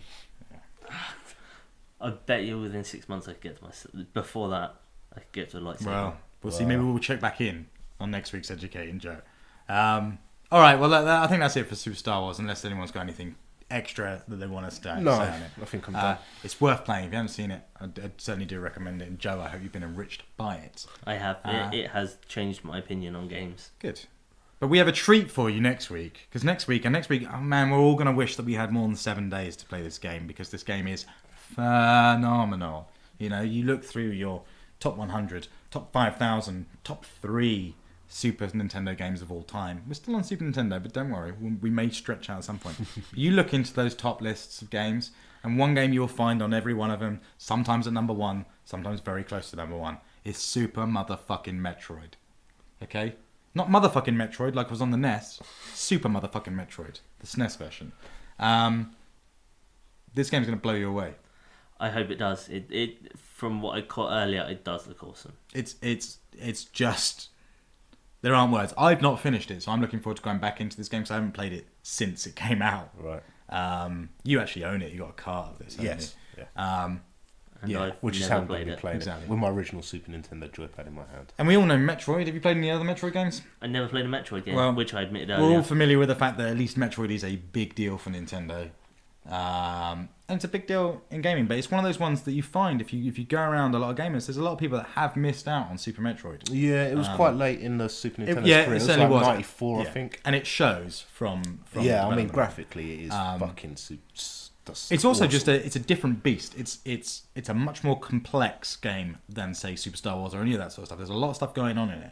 You know. It's a lot. Yeah, it's a lot more RPG-esque. Yeah. Did you play Shadow Complex, Joe? Yeah, I did. All right, then you're already on the right track for going into Super Metroid because there's a lot of I don't know. I similarities. can't see. I was thinking earlier. I can't remember if Castlevania's got the auto map feature. Super Castlevania 4, I think that is. Yeah. It may be that Super Metroid was the first one with auto. Yeah, map. no, I believe it is. I believe it's. And it's auto the map thing that's- is the yeah. thing that just blows this genre Exactly. up. Because like you said, there are a lot of things that Castlevania did also take from it, but Shadow Complex borrows heavily from both of those. Yeah. So Yeah. it's that sort of experience, which means more than anything, it's not so much of a game that feels dated. Yeah. I think from what I've seen of Metroid games in the past, without an auto map, that would just be mental. Yeah, the first one is a fucking nightmare. Just trying to remember It is just everything. nuts. Well, I mean, it makes it a different game. It's an integral part. But we're not here to talk about Super Metroid now. That's coming in 7 days. So go home, Joe. Get the freak out of here, and go grab yourself some Super Metroid. I will do that. In First 7 thing days, do I want when you get back home. in this room, and I want you to tell us how great it is. Get through it as much as you can. I will. I'll hammer it. There's a lot of every games evening. coming out, but it's worth it because this game is really something particularly special. So, all right. In that case, that's Educating Joe. Cool. Goodbye. Well, that was that. Aye. So It wasn't something else. No, that's true. That is true. It's hard to mistake Joe for something else. Yeah. You know, except for maybe. You're gonna be mean. Don't be mean. I'm not going to be. I'm not going to be. I'm not going to be. You know. I miss his beard. Yeah, yeah. He misses it. He misses his beard. They That's don't true. miss his beard. They No, That- they've never that's seen this. But anyway, yeah, it's always nice to hear his voice. Like we say, we'll be back on the show next week, so We hope. that's fine. No, he will. We're gonna make it happen. Okay. He We're might gonna be make in it prison. happen. Unless he's in Got prison. caught assassinating someone. Extreme circumstances aside, death, prison, Alien invasion. alien invasion, Zombie apocalypse. yeah, Zombie zombie apocalypse. apocalypse. Joe will be on the next episode. Fuck it, we might record if there's zombie apocalypse anyway. Actually, be cool. It's just, like, just listening to us, and all you hear is. I don't know. I was miming that as well. But, anyway, yeah. So next week, what are we going to talk about? We're going to be talking about Dragon's Dogma. It would seem. Yeah, definitely Dogma. Is that out this Friday? Yeah. Okay. Dragon's Dogma is on the show, definitely. Yes. What else is out? Dirt Showdown? Dirt Showdown's out. I'm not buying it. No, I might pick it Yeah, up. I thought that was really good. No, I don't think so. It's this Friday. It's- And Ghost Recon is this Yeah, Friday as I'd well. like yeah. to Oh, get Ghost that, Recon but I this don't Friday know. as well. Yeah. So yeah, I think Ghost Recon will get a look in, and maybe Dirt Showdown as well. Of course, for Educating Joe, we'll be talking about Super Metroid. Yeah, I think Batman DLC's out this week. If it is, we'll be talking about Oh that. yeah, this that week, is 'cause I have out. Harley Quinn's Revenge, Yeah. is that what it is? Yeah. That you play as Robin in that? Yeah, as well as Batman. Yeah. Right, okay. Yeah, that'd be interesting. Yep. And I can't think what else, if there is. I don't know if Yeah. there's anything out on arcade. I'll have a look. You'd think there would be, Yeah. but the big uns have gone now. And oh man, imagine being the Xbox Live Arcade title that comes out now. Big expectations. You've had fairs. Fucking shit, only 75, Yeah, exactly. 750,000 downloads, whatever. Yeah, Fucking get it I'm out. pretty sure there were words that were quarters of coming out a of your mouth then, but I'm not sure. Yeah, but $750 million. But you know what I mean? Like following fairs, then Trials Evolution smashing all records, then Minecraft smashing all that record and selling 1 million copies, then Walking Dead selling 1 million copies. Yeah. You do not want to be a Deep Blue imitator Deep or Deep Black imitator. commentator. May as well be Deep Blue. Deep That's Blue, how it exactly. is. That's how fucking Who gives shit a I get. fuck? Exactly. It's So irrelevant. that'll be interesting, but tough sell. And then E3. Yeah. Man, we are moving into E3, so we're going to get Something. into the situation where we are going to be putting together some bumper fucking episodes for E3. I think what we'll probably do this year, slightly differently what we did last year, is we'll put out an episode for each conference. Okay. So we'll tackle Nintendo, Sony, and Xbox independently. That's not concrete, and it's not yet. We've still got a couple of weeks, but we'll do something big for that because it's going to be a crazy one. You reckon? I think it's got to be, isn't it? Wii U. You've called it. Is it even going to be still called the Wii U? I hope not. I hope not as well. If they've got any sense, then they'll call it something else without Wii in the title. Ultra 64? Yeah, Ultra 64 is a cool title. They should never change it to Nintendo 64. Ultra. Do you think that was just a case of they were Ultra, looking for another Ultra, word that wasn't Ultra. Super or Mega? Yeah. Yeah. Ultra's pretty super and mega. I miss numbers being in the Nintendo consoles. I still think it's because we don't have bits. Yeah. No, yeah, I know. But I still think they should go. They should just go Nintendo Entertainment System. Bring it back. Bring the NES back. Yeah, because now it is an entertainment system. But Japanese it was never NES. It was Famicom. I don't give a fuck. We're not in It Japan. was the family computer, wasn't it? Yeah, true, but we're not in Japan, so they could do I it. know, but it's a Japanese company. Doesn't matter. No, what? Yeah, to them it probably does. No, but they don't run every territory as though it was Japan. I know, but That's they're, why they're they the, have- they're the overseers. No, but that's why they're they like No, but you've just the shot Japanese Right, gods of Let me shoutiness. explain to you. We've got to close this episode, right? But let me just explain to you why you've shot yourself in the foot, okay? Because the argument is, okay, it wasn't called that in China. Doesn't matter because they called it something differently over here. So I'm just saying they can call it the NES over here, can't They they? should just go back They can to still call it taxis. something else over there. Okay. But anyway, they're not going to do that. But we'll find They should out. give up. Just go back to taxiing again. Yeah, that is maybe true. So there's some interesting stuff that's going to happen. But there's still Dragon's Dogma and Dirt Showdown, Ghost Recon. So Ghost Recon has a Far Cry 3 beta included in it, although I don't think you'll be able to use that straight away. No, I No, wouldn't they think do so. their timed release. Yeah. It's also the least exciting part of Far Cry 3 as far as I'm concerned. I'm not really interested in the multiplayer so much. You just want to see the crazy guy. It's okay. So there's still some big releases coming out before E3, and then we've got that megaton to deal with. So lots of preparation to get on with. If you want to get in touch with us, obviously you can email us at thingsweplay@gmail.com. You can also find us on the Twitters at thingsweplay. We've also maybe got some announcements coming up, fairly soon, so watch this space. But all good. Yeah. So that's it. Let's go enjoy 7 days worth of sunshine for We're now. in England. Yeah, but it's summer. Almost. But I'd keep my curtains closed. Games are dark. Couldn't see shit Max Payne. Yeah, I had to keep my curtains closed. Daylight Yeah, I constantly get is beams the, of is light the coming across my enemy TV. of video gamers. Remember that, people. You're just you're really helping the stereotype there. That's good. But I'm right. Yeah. Nice ironing, by the way. I might take my laptop outside into my garden and play Diablo. It's that man. Is that mustard on my top? All right. Well, we are Ghost. We'll see you in 7 days' time. Carl, thanks for coming on. Thank you. No, thanks, Sean. Thanks, Sean. There You're you go. welcome. All right. But if you ever cross the line again, invite us. Anyway, right. We're out of here. We'll see you in 7 days' time. Bye.